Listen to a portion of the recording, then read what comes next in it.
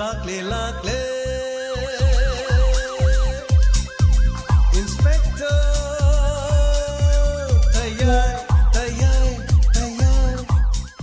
Ahan mabagtada ngasi Inspector Tayai tabiri basing mo James Saguzamna taramlok subaloy na kono na khurumjari ngasi mo pudon laksari Inspector Tayai lising ang mga satret ka nipuga mapan subhash saru satha jariba tangka huranbagi ka hariba sigina nifum doi suba tangka Inspector Tayai gi wari ase ekhoi gi punchida nitigi tholiba thodo wa thoka yamna mari leinaba wari ngakthani tabiriba singi puning loksing oinena bagi damak thamjabani masida thogolon chanaron kanglon punamak yauraba adugumba crime gi series amakhang afaba singloksen biraga phatabana nakanda thambiu sandokchariba thorom asigi ngarangi makhada sankar amadi romena phajinduna thamlakiba bishwanath amadi shyam Makhoi Inspector Tayai amadi DSP Tamphana mafam aduda laktuna makhoi gi punshi kankhirang amadi Roman amadi Sankar phadana pukhi amaromda khanghodana sakhangdaba sing kharana Dhruva amadi Itoda call torki masimak Dhruva amadi Itona ngaiduna leirambani asumna sakhangdaba singduna call torpagi wari sigi makha lawdama chalasilo thank you so much Kusa matam sana yoksan mirabuki Tampa, nangi tabak siyam rik songmal Misa nama tau buda nang natanda sumay tau busay pamti Masigi siya yam kudong tiba toning ay Sorry te, matang di tau rui Lau, dyan na ba tau sila Wakay te, maang tabiro te Lau, maang danati Aiga punat samina sila Sir, ako'y isom na kanda dum laser sir Hoy ni gamay Gamay na marola mo. Lao, sasi. Lao. Gari yok sa lelaw. Hoy te. Gamay hawkalo. Sir, hawkat saban loy jare sir. Chalo. Thau no ba tau si. Lao ngang sen lao. Sasi lao. Tomino, thau. Hoy mina. Nungai re nga se di gari no mission ji mai pa ku thore de. Gari no ai waten pizza ba phangani khalo ba de nungai ba ka nga man de. Yamo. Gari no yamo. Pule. Hai, ngako. Hello. Kana no koi na hai kibedu tabak koi na pangthong na batawrasi. Ai koi na koi bu khorang na ngai du na leirabani. Kari gumana koi na tabak asida ai koi bu khudong thina basila patarabadi. Na koi aphaboy. Kari no hai biri sibu kadai wai dinu koi ne lakche doisin na duge Ai koi na hairi simuna takho na koi na police puduna laklaba na koi aphaboy roi na koi ne nungsi jari babo sandagi punsi mangani haibasi khakkawono adum phajabajana dum haibi okkedorge ipa pakhana dum haiderju noi ge dum to pinning dra paisa je lupa myam ji lak myam ji yom dona lerabani nati kala wai dum poro haijibo ai koi ne chapchana hairakani Muna takho kari no ne hari jo chapchara harakini akoi na matam ji ngai re ji kyam koi nati noi na hari do nati sian ju pi ge haru ne chen ju lo wai be ya de ju kamai to ri gang ge noi ge ji bo akoi de lang ngari na na traga nati matam ji som thengje mi amadu soi de sibe da re noi na phu da ma de soi de ne sibu kang de noi na to ri thobok ai chang sing no koi na pa mi be sa do dum lo ro ku ju kanam ta karim ta hi jo noi na pa mi de jo koi loi khang ye ba police ta tak ta ba na tra aduga ai koi gi ta bu san do tha do ro ko madu ga te ne koi nung pa mi ji na Mati, maduda dum yana sigi dobuge.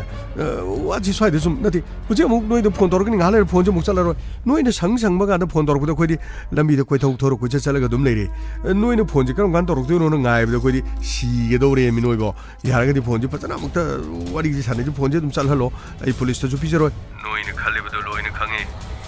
Khoi na hari ba se mun na ta ko. Na khoi na hari ga khoi ne sarka dam na te. Khoi na hai ba de no khoi nin ga da bani. Adu kan da na khoi ge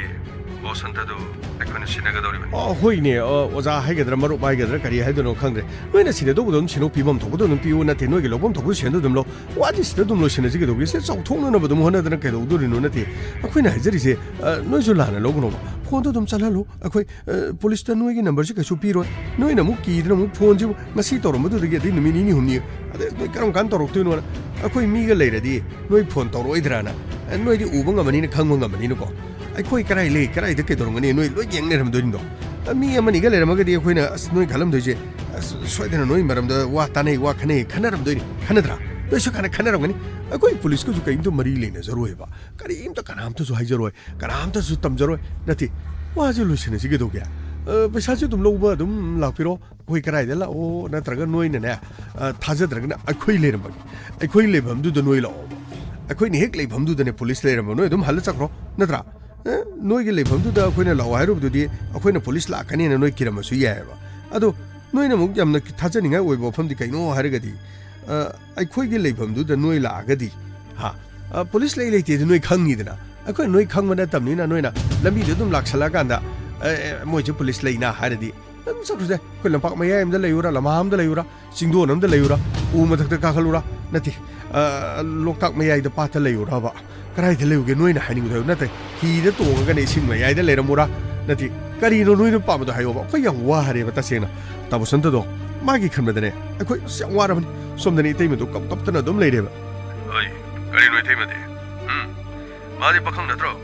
pakhang ye ga mai tei ma de no hai di ga no as noi ne khang wei da adon da usala no da itei ba di mai nu pi do khoi ni tei ma ko ba ni kari no khang de noi ji pura roi ni sai da wa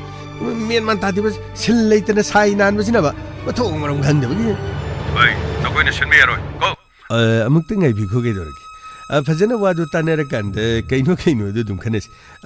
khoi si angang ji nau ji ma khra fingan man karim ta khan bi run si noi na haib do dum tau jare lo re lupa na kaya thama muarim no du karai de le ra muari no do dum hai bi ro hoji gai roi su ye noi shangkan da singne da bam pham da dum hai bi ro ahing ore su dum la ke du ga nim dang or su la ching ka ore ju nga sai nau na di do ching da law su dum la che ge karai la o hai di no noi na pam pham da dum la lo sidai da wa si yam sang da na gum si angang mu sa som ta na ti du ga sing na rab de wa si ko lo senas noi pam ba sen pham da lo ro ga ta pa sen ta du khoi de tek ta kai den dum sina bi ro du ga dum loi na du taw ra si pare du di ai khoi shwe de ma pham do hai ra ga na khoi phone do chala lo adu ga na khoi ne khang ga da ba di wa pham si na ko ngani shon ba di yar as kai no na ko ngani shon ba yar ro jo khoi yamung tare ai tare na ko ai gim le re ma gim le re ani shure na do amamam ani pa thore na ani gi mari ni karai do ani shon go no mo hari jo pura aroi bi ni sai do jo na ti kari no ba hari wa pham do ai ju khang yamung ju khang do na ko ngani shon go hari jo kari no me nam ta dri to ji oi na ko ni de ge na khangan go no hai ba ni ne asa do wa da di pai dra na ti na ko do ani shon hari mai ama du mari ne ba na ti na ko ma shon bi no hari di ge asa me nam ta de no ju wa ge wa ju phajang ana ji na ti si wa chi to ji ya sanar ji kana da wa ni si akoi ne tabusan do ning mana khamang ngam re tabusan da gi khan ba dei te me do sona kap kap lai bi ne akoi ne as aroi bo ra ba ni noi khang do de ni pura aroi ni yar ga di ne khar thunum to pau jam to phobi ro se hai gum ne wa se koi yam sang na ngang ne rum se ai koi phone khora na ngai je ta cheng na koi tabusan da gi punsi kan ba pam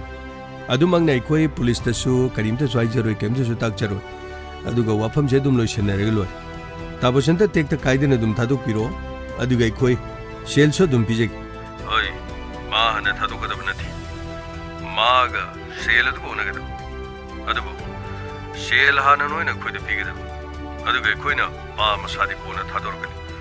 na koi na shell hana piu hai ba ya da ba ta ra ba di ai koi madu gi tung da tholok pa pa ta da di na koi na sana dai ta lu ga da adu ga na koi ne pirak le ba shell adu kari gumba shell chat ta chali not ko ra ma nam thak to du ne khoi de lak na bo ram ta ra ba di madu gi dai ta su na khoi na lo ga da ba ni madu da tholok pa pa pa ta pu na ma na khoi na madu gi dai ta su pu ja ga da ba ni ai na hari ba si na khoi na phagi ju gai na khan ga no ai khoi na khoi de gi shell adu khoi na ha na du mo lo ba ya ra ba ni adu ba kari ba condition karan ai khoi police ke mi kop na hom sing bai khoi yeng du na le na khoi ga police ka mari le na ba hai ba du khoi na sang yeng ma to bu su ji phau ba gi di na khoi police ki manak ta chate hai ba khoi chap cha na khang kari gu ma khoi na police ki manak ta chala ba ai khoi na khoi de phone to roi chali ba number si so du mok chat ki roi adu ga na khoi na khang ga da ba di ai khoi de nam thak to bu ge khoi de wahan ba gi da mak na khoi ni ma thak ta su ai khoi na kari to re hai ba da na khoi mon na khang ga da ba ni asa yare ba du gi wa phom do khoi ne kari im ta re khoi de su to bi ra ko no du ga ne noi de su kem de su to jaro khoi ne noi de ne nam thak su to jaro de khoi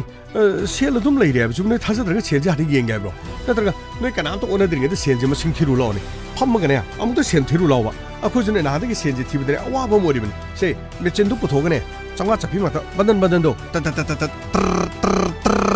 ka pi ni kun na thi ba ngam ba na ti mi noi na hari ba sen pham do ngang na ti ba ma do si de sen cha ta ba ga na ma du ne na mang re ꯁꯦꯟ ꯆꯠꯇꯕꯗꯨꯕꯨ ꯀꯔꯥꯏꯗꯒꯤ ꯂꯨꯄꯥ ꯂꯥꯛ ꯌꯥꯡꯈꯩ ꯀꯔꯥꯏꯗꯒꯤ ꯂꯧꯔꯨꯗꯣꯏꯅꯣ ꯆꯥꯝꯃꯉꯥ ꯆꯞꯄꯤꯗꯨ ꯃꯉꯥ ꯑꯃ ꯑꯅꯤ ꯑꯃ ꯑꯍꯨꯝ ꯑꯃ ꯊꯤꯌꯣꯗꯤ ꯊꯣꯛꯂꯛꯄꯁꯨ ꯌꯥꯏ ꯀꯗꯥꯏꯗꯒꯤ ꯂꯧꯔꯨꯗꯣꯏꯅꯣꯕ ꯑꯦꯔꯥ ꯆꯥꯝꯃꯉꯥ ꯆꯞꯄꯤ ꯑꯁꯦꯡꯕ ꯃꯔꯛꯁꯤꯗ ꯅꯀꯂꯤ ꯐꯀꯂꯤ ꯑꯗꯨꯒꯨꯝꯕ ꯁꯦꯡꯗꯕꯒꯩꯗꯣ ꯍꯥꯞꯆꯟꯕ ꯌꯥꯕ ꯅꯠꯇꯦꯗ ꯄꯨꯔꯥ ꯑꯔꯣꯏꯕꯅꯤ ꯃꯤꯅ ꯉꯥꯡꯉꯤ ꯋꯥꯁꯤ ꯅꯣꯏꯅꯗꯤ ꯊꯥꯖꯗꯕ ꯌꯥꯏ ꯍꯣꯏ ꯃꯤꯅ ꯉꯥꯡꯉꯤꯁꯦ ꯐꯥꯒꯤ ꯅꯠꯇꯦꯅꯦ ꯑꯩꯅ ꯍꯥꯏꯁꯦ ꯃꯨꯟꯅ ꯂꯧ ꯅꯪ ꯑꯗꯨ ꯅꯠꯇ ꯇꯥꯔꯗꯤ ꯅꯈꯣꯏ ꯅꯃꯥꯟꯅꯕꯗ ꯍꯩ ꯑꯗꯨꯁꯨ ꯊꯥꯗꯣꯔꯣꯏꯅꯦ ꯀꯔꯤꯅꯣ ꯐꯥꯒꯤ ꯖꯨꯒꯥꯏꯗꯧꯅ ꯃꯤꯅ ꯉꯥꯡꯉꯤꯁꯤ ꯀꯔꯤꯅꯣ ꯑꯩꯗꯤ ꯈꯪꯗꯦ ꯅꯪ ꯆꯒꯠ ꯆꯒꯠ ꯉꯥꯡꯉꯕ꯭ꯔꯣ ꯑꯗꯨꯒꯤ ꯅꯠꯇꯦꯗ ꯉꯁꯥꯏ ꯁꯦꯟ ꯆꯠꯇꯕꯤ ꯈꯣꯠꯇꯕꯤ ꯍꯥꯏꯔꯛꯄꯗ ꯑꯩꯈꯣꯏꯗ ꯑꯃꯨꯛ ꯑꯦꯇꯦꯛ ꯇꯧꯅꯤ ꯍꯥꯏꯔꯛꯄꯗꯨꯗ ꯑꯗꯨꯒꯤ ꯁꯨꯝ ꯍꯥꯏꯖꯕꯅꯤꯗ ꯋꯥꯔꯧꯕꯤꯅꯨ ꯁꯦꯟꯗꯤ ꯑꯆꯠꯄ ꯉꯥꯛꯇꯅꯤ ꯍꯥꯏꯕꯩ ꯋꯥꯅꯤ ꯃꯈꯣꯡ ꯄꯥꯟꯗꯦ ꯍꯥꯏꯕ ꯋꯥꯅꯤ ꯁꯦꯟꯗꯤꯅꯦ ꯍꯦꯛꯇ ꯑꯆꯠꯄ ꯉꯥꯛꯇꯅꯤ ꯂꯣꯏꯅ ꯑꯄꯥꯏꯕꯤ ꯉꯥꯛꯇꯅꯤ ꯂꯩꯕꯨ ꯂꯩꯔꯕ ꯑꯗꯨꯝ ꯄꯩꯕꯨ ꯄꯩꯔꯕ ꯑꯗꯨꯝ ꯆꯣꯔꯣ ꯑꯗꯨꯝ ꯆꯠꯈ꯭ꯔꯗꯕꯅꯤ ꯀꯔꯤꯝꯇ ꯂꯥꯟꯅ ꯂꯧꯕꯤꯒꯅꯨ ꯑꯩꯒꯤ ꯋꯥꯍꯩ ꯋꯥꯇꯥ ꯁꯣꯏꯈ꯭ꯔꯁꯨꯅꯦ ꯉꯥꯛꯄꯤꯒꯅꯤ ꯋꯥꯐꯝꯁꯦ ꯑꯃꯔꯣꯝꯗ ꯑꯃꯨꯛ ꯆꯠꯈꯤ ꯇꯥꯔꯦ ꯁꯤ ꯂꯣꯏꯁꯟꯅꯔꯀꯥꯟꯗ ꯐꯣꯟꯁꯦ ꯊꯝꯃꯀꯥꯟꯗ ꯑꯩꯈꯣꯏ ꯃꯊꯪ ꯎꯅꯕꯒꯤ ꯅꯠꯇ꯭ꯔꯒ ꯄꯨꯡꯐꯝ ꯍꯥꯏꯅꯕ ꯅꯠꯇ꯭ꯔꯒ ꯑꯩꯈꯣꯏ ꯃꯐꯝ ꯍꯥꯏꯅꯕꯒꯤ ꯊꯕꯛꯇꯣ ꯑꯗꯣꯝꯗ ꯑꯣꯏꯅ ꯆꯠꯊꯕꯅ ꯐꯔꯣꯏꯗ꯭ꯔꯣ ꯑꯁ ꯈꯪꯗꯦꯗ ꯇꯧꯔꯤꯁꯦ ꯀꯔꯤ ꯍꯥꯏꯒꯗꯕꯅꯣ ꯈꯪꯗꯦ ꯑꯝꯇ ꯉꯥꯏꯈꯣꯁꯤ ꯏꯆꯤꯟꯅꯥꯎ ꯋꯥꯔꯧꯕꯤꯕ ꯌꯥꯗꯦ ꯑꯩꯈꯣꯏ ꯏꯅꯥꯎꯁꯤ ꯃꯥ ꯈꯔ ꯑꯗꯨꯝ ꯊꯤꯡꯖꯕꯅꯤ ꯃꯊꯃꯣꯏꯕꯨꯗꯤ ꯌꯥꯝ ꯆꯝꯖꯥꯅꯤꯗ ꯑꯗ ꯃꯥ ꯁꯨꯝ ꯈꯪꯗꯅ ꯁꯨꯝ ꯄꯪꯉꯥꯏ ꯍꯥꯏꯖꯔꯤꯕꯖꯥꯅꯤ ꯋꯥꯔꯧꯕꯤ ꯌꯥꯗꯦ ꯇꯁꯦꯡꯅ ꯍꯥꯏꯇꯥꯔꯕꯗꯤ ꯐꯣꯟꯗꯣ ꯑꯩꯈꯣꯏ ꯉꯥꯏꯖꯔꯤꯕꯅ ꯍꯥꯏꯇꯥꯔꯦ ꯁꯦꯟꯒꯤ ꯋꯥꯗꯤ ꯆꯠꯄ ꯉꯥꯛꯇꯅꯤ ꯆꯠꯇꯕ ꯀꯥꯏꯅ ꯂꯣꯏꯅꯃꯛꯀꯤ ꯒꯥꯏꯗꯤ ꯈꯟꯕꯤꯔꯣꯅ ꯀꯔꯤꯒꯨꯝꯕ ꯁꯦꯜꯁꯤꯡ ꯑꯁꯤ ꯃꯔꯛꯇ ꯆꯠꯇꯕ ꯑꯃ ꯌꯥꯎꯔꯝ ꯇꯥꯔꯕꯗꯤ ꯁꯤꯒ ꯆꯞ ꯃꯥꯟꯅꯕ ꯁꯦꯜꯁꯤ ꯑꯃꯨꯛ ꯌꯥꯡꯈꯩ ꯁꯨꯅꯕ ꯑꯗꯨꯝ ꯄꯤꯌꯣꯁꯨ ꯑꯗꯨꯝ ꯄꯤꯖꯒꯦꯗ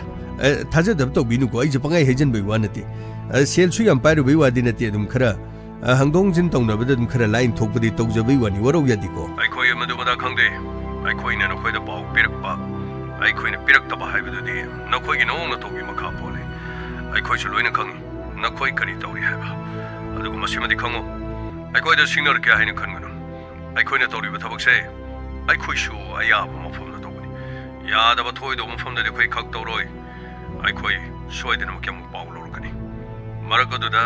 ꯅꯈꯣꯏꯅ ꯇꯧꯔꯤꯕ ꯅꯑꯣꯡ ꯅꯇꯧꯕꯗ ꯑꯩꯈꯣꯏꯅ ꯆꯤꯡꯅꯅꯤꯡꯉꯥꯏ ꯑꯣꯏꯕ ꯃꯑꯣꯡꯗ ꯇꯧꯔꯛꯂꯕꯗꯤ ꯑꯩꯈꯣꯏ ꯑꯃꯨꯛꯅ ꯅꯈꯣꯏꯗ ꯀꯣꯜ ꯇꯧꯔꯛꯇꯕꯁꯨ ꯌꯥꯏ ꯅꯈꯣꯏꯅ ꯑꯩꯈꯣꯏꯒꯤ ꯀꯣꯜꯁꯤ ꯑꯃꯨꯛ ꯍꯟꯅ ꯇꯧꯔꯛꯄꯁꯨ ꯆꯠꯂꯣꯏ ꯑꯩꯈꯣꯏꯅ ꯍꯥꯏꯕꯗꯨ ꯅꯈꯣꯏꯅ ꯀꯔꯤꯒꯨꯝꯕ ꯏꯅꯤꯡꯂꯕꯗꯤ ꯑꯩꯈꯣꯏꯅ ꯀꯣꯜ ꯇꯧꯔꯛꯄ ꯉꯥꯏꯗꯨꯅ ꯊꯝꯃꯨ ꯍꯜꯂꯣ ꯑꯁ ꯊꯝꯈ꯭ꯔ ꯃꯥꯜꯂꯦꯅ ꯇꯧꯔꯤꯁꯦ ꯑꯃꯨꯛ ꯅꯪꯅ ꯃꯔꯣꯜ ꯑꯃ ꯃꯔꯩ ꯇꯧꯅꯤ ꯑꯩꯅꯗꯤ ꯊꯦꯝꯃꯒ ꯐꯖꯅ ꯀꯔꯤꯅꯣ ꯇꯧꯔꯒꯦ ꯃꯐꯝꯗꯨ ꯈꯪꯗꯣꯛꯅꯕ ꯇꯧꯒꯦꯅ ꯇꯧꯔꯤ ꯅꯪꯅ ꯀꯗꯥꯏꯗꯅ ꯍꯦꯛꯇ ꯒꯤꯔꯤ ꯍꯦꯛꯇ ꯇꯛꯁꯤꯜꯂ ꯑꯁ ꯌꯥꯝꯃꯣ ꯀꯗꯥꯏꯗꯅꯣꯗ ꯃꯣꯏ ꯃꯑꯣꯡ ꯃꯇꯧꯗꯨ ꯀꯥꯂꯦꯐꯨ ꯀꯥꯟꯗ꯭ꯔꯦꯐꯨ ꯄꯩꯁꯥꯁꯨ ꯂꯧꯒꯗꯕ ꯆꯥꯎꯕꯁꯨ ꯃꯣꯏꯅ ꯆꯥꯎꯒꯦꯕ ꯆꯥꯎꯔꯦꯅꯦ ꯃꯣꯏꯅ ꯆꯥꯎꯕꯁꯦ ꯄꯨꯡꯆꯥꯎꯗ ꯆꯥꯎꯔꯦꯅꯦ ꯑꯁ ꯃꯥꯡꯒ ꯑꯣꯡꯁꯟꯅꯔꯗꯤ ꯈꯪꯒꯗꯕꯅꯤ ꯃꯣꯏ ꯑꯗꯨꯒꯤ ꯋꯥꯕꯨꯗꯤ ꯊꯦꯡꯅꯔꯀꯥꯟꯗꯗꯤ ꯑꯗꯨꯝ ꯑꯁꯦꯡꯕꯗꯨ ꯀꯅꯥꯅꯣ ꯀꯔꯤꯅꯣ ꯑꯗꯨ ꯈꯪꯒꯗꯕꯅꯤꯗ ꯇꯧꯖꯁꯅꯨꯗ ꯈꯪꯗꯕ ꯍꯥꯏꯁꯤꯗꯤ ꯁꯤꯅꯤ ꯑꯄꯪꯕꯅ ꯑꯍꯨꯝꯂꯛ ꯅꯣꯏꯌꯦꯗꯣ ꯑꯗꯨꯅꯦꯕ ꯑꯗꯨ ꯌꯥꯝꯃꯣ ꯃꯣꯏꯒꯤ ꯀꯣꯜ ꯉꯥꯏꯕ ꯑꯣꯏꯅ ꯏꯇꯩꯃꯒꯤ ꯃꯅꯥꯛꯇ ꯆꯠꯂꯒ ꯏꯇꯩꯃꯗꯣ ꯍꯥꯏꯐꯦꯠꯇꯪ ꯊꯦꯝꯕꯣꯏ ꯂꯥꯛꯄꯣꯏ ꯇꯧꯕꯤꯔꯨꯗ꯭ꯔꯗꯤ ꯑꯁ ꯏꯇꯩꯃꯗꯣ ꯌꯥꯝ ꯀꯞꯈ꯭ꯔꯦꯗ ꯐꯣꯟꯒ ꯇꯧꯔꯒ ꯃꯥꯅ ꯇꯧꯔꯤꯕ ꯃꯑꯣꯡꯗꯣ ꯅꯨꯡꯁꯨ ꯌꯥꯝ ꯅꯨꯡꯉꯥꯏꯇꯕ ꯑꯗꯨꯒꯤ ꯋꯥꯕꯨꯗꯤ ꯉꯥꯛꯇꯪ ꯆꯠꯂꯣ ꯂꯣꯏꯔꯦ ꯀꯩꯁꯨ ꯀꯥꯏꯕ ꯂꯩꯇꯦ ꯑꯁ ꯑꯗꯩꯗ ꯑꯩꯅ ꯑꯃꯨꯛ ꯇꯜꯂꯤꯗꯤ ꯃꯣꯏ ꯃꯈꯨꯔꯥ ꯀꯔꯤ ꯕꯤꯔꯖꯤꯠ ꯍꯥꯏꯕ꯭ꯔꯥ ꯀꯩꯅꯣ ꯑꯗꯨꯒ ꯏꯇꯣꯝꯕꯗꯨ ꯑꯃꯨꯛ ꯊꯦꯡꯅꯔꯗꯤ ꯀꯃꯥꯏꯅ ꯇꯧꯗꯣꯏꯅꯣꯕ ꯊꯦꯡꯅꯔꯤ ꯀꯩꯅꯣ ꯑꯗꯨꯒꯤꯗꯃꯛꯇꯕꯨ ꯀꯔꯤ ꯋꯥꯔꯤꯅꯣ ꯍꯧꯔꯒꯅ ꯄꯣꯄꯥ ꯑꯃꯨꯛ ꯇꯧꯕꯤꯔꯝꯃ ꯂꯣꯏꯔꯦ ꯌꯥꯗꯦ ꯍꯥꯏꯕꯗꯤ ꯑꯗꯨꯝ ꯈꯪꯍꯟꯒꯗꯕꯅꯤ ꯁꯨꯝ ꯌꯥꯏꯅ ꯁꯨꯝ ꯇꯧꯕ ꯂꯩꯕ ꯇꯥꯔꯕꯗꯤ ꯌꯥꯔꯣꯏꯕ ꯑꯇꯦꯕ ꯁꯟꯅ ꯀꯥꯎꯕꯗ ꯁꯔꯨ ꯎꯏꯌꯦꯗꯣ ꯃꯗꯨ ꯑꯃꯨꯛ ꯇꯧꯒꯗꯕꯅꯤ ꯒ꯭ꯌꯥꯟ ꯇꯧ ꯌꯥꯗꯕ ꯃꯤꯁꯤꯗꯤ ꯒ꯭ꯌꯥꯟ ꯇꯥꯅꯕꯁꯨ ꯑꯗꯨꯝ ꯇꯧ ꯐꯩꯌꯦꯕ ꯇꯁꯦꯡꯅ ꯍꯥꯏꯔꯕꯗꯤ ꯄꯔꯥꯗꯨ ꯁꯨꯝ ꯇꯝꯕꯤꯕ ꯃꯇꯝꯗ ꯂꯧꯁꯤꯜꯂꯛꯇꯔꯕꯗꯤ ꯐꯖꯅ ꯃꯐꯝ ꯈꯪꯅ ꯇꯥꯛꯄꯤ ꯇꯥꯕꯅꯤ ꯀꯨꯜꯂ ꯀꯨꯜ ꯈꯥꯡꯉ ꯈꯥꯡ ꯇꯧ ꯇꯥꯕꯅꯦꯕ ꯑꯁ ꯐꯔꯦ ꯌꯥꯃꯣ ꯑꯗꯨꯗꯤ ꯑꯩꯈꯣꯏ ꯌꯥꯃꯣ ꯉꯥꯛꯇꯪ ꯆꯠꯂꯨꯕꯅ ꯐꯗꯧ ꯃꯥꯜꯂꯦ ꯌꯥꯃꯣ ꯀꯝꯗꯧꯁꯤ ꯑꯗꯨꯗꯤ ꯉꯥꯛꯇꯪ ꯆꯠ ꯇꯥꯔꯦꯅ ꯐꯔꯦ ꯂꯥꯛꯑꯣ ꯑꯩꯗꯤ ꯃꯣꯏ ꯐꯣꯟꯗꯨ ꯇꯧꯔꯛꯂꯒ ꯃꯐꯝꯗꯨꯗ ꯂꯥꯛꯑꯣ ꯍꯧꯖꯤꯛ ꯀꯥꯏꯅ ꯍꯥꯏꯔꯗꯤ ꯇꯧꯕꯅꯦ ꯑꯁ ꯌꯥꯃꯣ ꯄꯩꯁꯥ ꯕꯦꯒꯁꯤꯁꯨ ꯑꯗꯨꯝ ꯄꯣꯗꯅ ꯑꯗꯨꯝ ꯂꯩꯔꯦ ꯀꯃꯥꯏꯅ ꯇꯧꯗꯣꯏꯅꯣ ꯈꯪꯗꯦ ꯌꯥꯅꯤꯗ ꯑꯗꯨꯝ ꯂꯥꯛꯑꯣꯁꯤ ꯄꯩꯁꯥꯅꯤ ꯈꯪꯍꯜꯂꯨꯅ ꯐꯤꯅꯦꯅ ꯈꯪꯍꯜꯂꯨ ꯅꯠꯇ꯭ꯔꯕꯗꯤ ꯀꯤꯗꯅꯦꯄꯔ ꯀꯥꯡꯕꯨꯗ ꯄꯩꯁꯥ ꯄꯤꯅꯕ ꯍꯣꯠꯅꯔꯤꯉꯩꯗ ꯑꯇꯣꯞꯄ ꯀꯤꯗꯅꯦꯄꯔꯅ ꯑꯃꯨꯛ ꯐꯥꯈ꯭ꯔꯕꯗꯤ ꯐꯔꯛ ꯑꯃꯨꯛ ꯇꯥꯅꯤꯀꯣ ꯑꯁ ꯌꯥꯃꯣꯡꯁꯨ ꯄꯨꯔꯥ ꯑꯔꯣꯏꯕꯅꯤ ꯀꯩꯗꯧꯔꯒꯦ ꯌꯥꯃꯣꯡ ꯌꯥꯎꯔꯤꯉꯩꯗꯕꯨ ꯀꯔꯤꯅꯣ ꯅꯠꯇꯦ ꯌꯥꯃꯣꯡꯅ ꯀꯤꯔꯤꯁꯤ ꯀꯅꯥꯅꯣꯕ ꯑꯝꯇ ꯍꯥꯏꯕꯤꯌꯨꯅꯦ ꯌꯥꯃꯣꯡꯅ ꯀꯤꯔꯤꯁꯤ ꯀꯅꯥꯅꯣꯕ ꯅꯪ ꯀꯟꯒꯦ ꯍꯥꯏꯔꯤꯕ꯭ꯔꯣ ꯅꯠꯇꯦꯅꯦ ꯑꯩꯅ ꯍꯥꯏꯔꯤꯗꯤ ꯌꯥꯃꯣꯡ ꯌꯥꯎꯔꯤꯉꯩꯗ ꯑꯩ ꯀꯅꯥ ꯀꯤꯗꯣꯏꯅꯣꯃꯤ ꯂꯥꯛꯑꯣ ꯏꯇꯩꯃꯩ ꯃꯅꯥꯛ ꯆꯠꯂꯨꯔꯁꯤ ꯂꯥꯛꯑꯣ ꯑꯗꯨꯅꯤꯗꯅ ꯀꯥꯈꯠꯂꯨꯁꯤ ꯌꯥꯔꯦ ꯄꯥꯏꯔꯦ 이때부터 빠따랍다 티무질 나오지. 말을 꼴 떨어가네 또 토나르가네 따보 선도도 라디 받아오니 누가이때도 거 야마도 솜비 기엔 매야마도 노이라면 따비제 pau시부 파기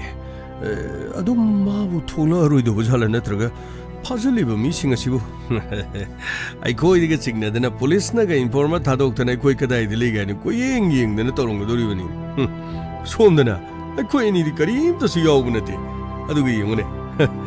낭기 드로바이브가 노이토 어두가나수 가리 타우드나 꼬이짜짜트네 코이 샤이디가수 얌싸드나 타우리 사이다 오이바 미친 나바나네 코치 마랭 핵잣바이브도 오이브자니다 아두고 가리도 빨리 타우스는 마기 마탐 하이브더니 파생 그래드나 까나나 파리브노 하이브더디 강멍감들이 아이코이드 아이옅부 코로 당함부도 아또뽀도수 코레이 당부자니드나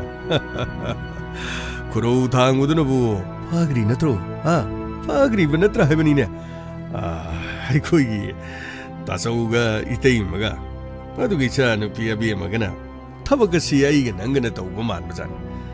기틱기룸 행 아이슈 마코이드 핵 빵앙앙바도 아이코이니 핵 떠오고 만기네나 또민 핵 레이토고 다소우수 가쇼하이디 테이마수 가쇼하이디 아이슈 짱가가 항무다고추 아이코이 다소우나 마기 분시다 아이 야우비락라누 가이나 코이 다소우나 하이리바 마나 아버기 셀 레이타바 칸두데디 낭나 가다이 셀 기다 티로우 하이리바 테이마나수 내 아버기 분시 간나부 호나시 가이 아두가 이영원에 그야든가 크라바노 이영와이바 하우직티 마라레이바나 나트로 파리바도 후란바이바도 데두니네 하우직칸기 쿨라이바이바싱나 파라가 부기바수 모르면 후란머니 아이두다 나트로 아두 나트로부디 까리고 오르네게 따비지 파드나 파좀 파그러디 파동 타도록 들어보디 파둠 파그더바자니 낭기디 하나오 바이브도 오이게 도리버니네 나트로 타도록 들어보디 낭기디 누가이자 바이브도 오이게 도리버니야 아두부디 좀 바야마다 타도라가디 아이 리펌 사펌 마무 강모이 도리버니 아리바 아이 가림나 갈루노네 마나 까이도 도리노네 마나 한다 까리고마 타도록 다라수 우란마다 까리밍톤 비게 도리게 우란마게 까 하이드나 레이드나 인고라도 되기 마판 톡다드나 레이 하이 아두가 마마이 탕다디 마코이 야마니드나 서포트 도그리게 까리노 마토 마멘 크라 싱자바 마피마론 크라 난자바두다 루파 락타라 마기니 하이 아니두기니 하이 아두고 마나디 솜다 센 매암 후라레 하이드나 솜다 마타이 마두기 마파드나 파전나 버기드모도 폴리스 케이스 타우드나 바루레드나 에두기 영어이 하우징나무 까나나 파리노수 칸드레 아이코이데디 징나바나 마코이나 로리바 아두고 아이코이나 숭랭 행댕다 농안다기 누미 따보보다 레이붕 마펌마시도 펌드나 레이토바니나 아이코이데디 징나드레드나 나드라 아두나 따바 따라디 아이코이데수 마코이나 징나가다르 아두나 따라 아이코이니 가다이데 삿키 하이드나 망각 탕갓탕갓트라 아두막 예행드나 레게더리 이사노 피드나수 아이코이롬다가 라가 아이 레이브라가이나 마나 소이드니 갱엉가더리 이테이마다수 카이로올리 카이데 사산나라가 아이코이데 아이 레이브라 아이 우브라 하이드니 예행무기 모ong다 한갓하다 찻타나가수 레이리버니네 가리수 칼루누세 시데기디 아둠 할락라로이다바네 아둠 망그라가다바네 티버 캉드드나 그리금바 한부 할락들어바디 낭기디 마톤 토에드나 마톤 토이드로 야마 아두라바디 야마 나나오니 야마다수 아이 셀 소이드나 피긴 아두기디가 수칼루누네 아이고온다 루파 락타라 레리바두디 아두기디 야마 동아나 좀 탐기지 야마기 아이나 강나둠 소이드나 떠긴 아이 너원다기 센 파마기 와나티 영어이 란다란그노 하리바두니네 아이코이드 징나드나 레이디바 싱어도 오직티 까리 사네 까리 토에 아이코이나 파바수 나타나 뭐이네 코이드가 징나드나 떠우자 사리바도 야마 아시다 가리 토르게서 크리시보 어이 고다이드노시 가리 토르 찰리시대 뭐이데 솜사펌 레이테나 뭐코이네 찰리바시 아이스 아이코이 야비 메이 마낙타 찰리바자라 가리 파우 포레바자나 네트라가 에이 마부묵 타도록 러버잘라네 타도록 보기 뭐 ပေါ 덤리버잘라 नत्रगना है लमसी सिरबा जालाने लमसी सिरे गायना पावगा तमलकपगी मोंग अमा गायसु हाइफेट मालिने है नंगो यामा करी हाइगदबना आई खंगद्रेदा हन्दबु हलगलमलबदी अमुक करीनो तौदोइसे सोइदन हन्दक मतंगसिददी अमुक चेन चोंगदनगा तौरगा याक्सोंग मतुंगदगा दगी फाइरेलमता श्री मतुंगजे दुम कयाबु लोहंग यारिगे इंगा आई हुजिकति इंगा हाइबा लेत्रे कालेन हाइबा लेत्रे पंगहोंग दो होंगनरबनिने हा लुरबा मिगे कोरोना गी मनुंगदा फावबु लोंगलिबा जातिनिने मदुगी अमुक हेंदोखिदना लान मनुंगदा कनामतो लोहंगनदि हाइबदुदा लान मनुंगदुदा हराउरे लोहंगनरिदु उदरने नंगो नंगिसु है लोहंगना साइबरने हा लोहंगना साइबरो अस कदाइदिनु देमा अइंगोंदा मु करीम को थाइना बिसु करीम आई अतोपनु पीमतो लोहंग गमai आइदी अबे मगल लोहंग नतना आई कनागा सु लोहंग लाई आइगे पुनसिदा बे मनतना इना कनाबा सुनिंग बलाइते अबे मदैगे थवाइने अबे मनैगे पुनसिनी अबे मबो आइगे ओइबो फंगद्रबा आई हिंगलोबकी करी सुकाना बलाइते अबे मदै आइगिने महक यानिंगदा आइगिने हाइदुन मसामने यानिंगलबलबदु खंगौदन कदाइदिगिनो खंगौदन बसंत कौबनु पासे अमुकन थोललगा मंगोंदा अनौब यानिंग अमुक चोंगलखिदना आई पुनसिदानिंग मपा मपुनमक सिंगछि यलखिबा नत्रने यामा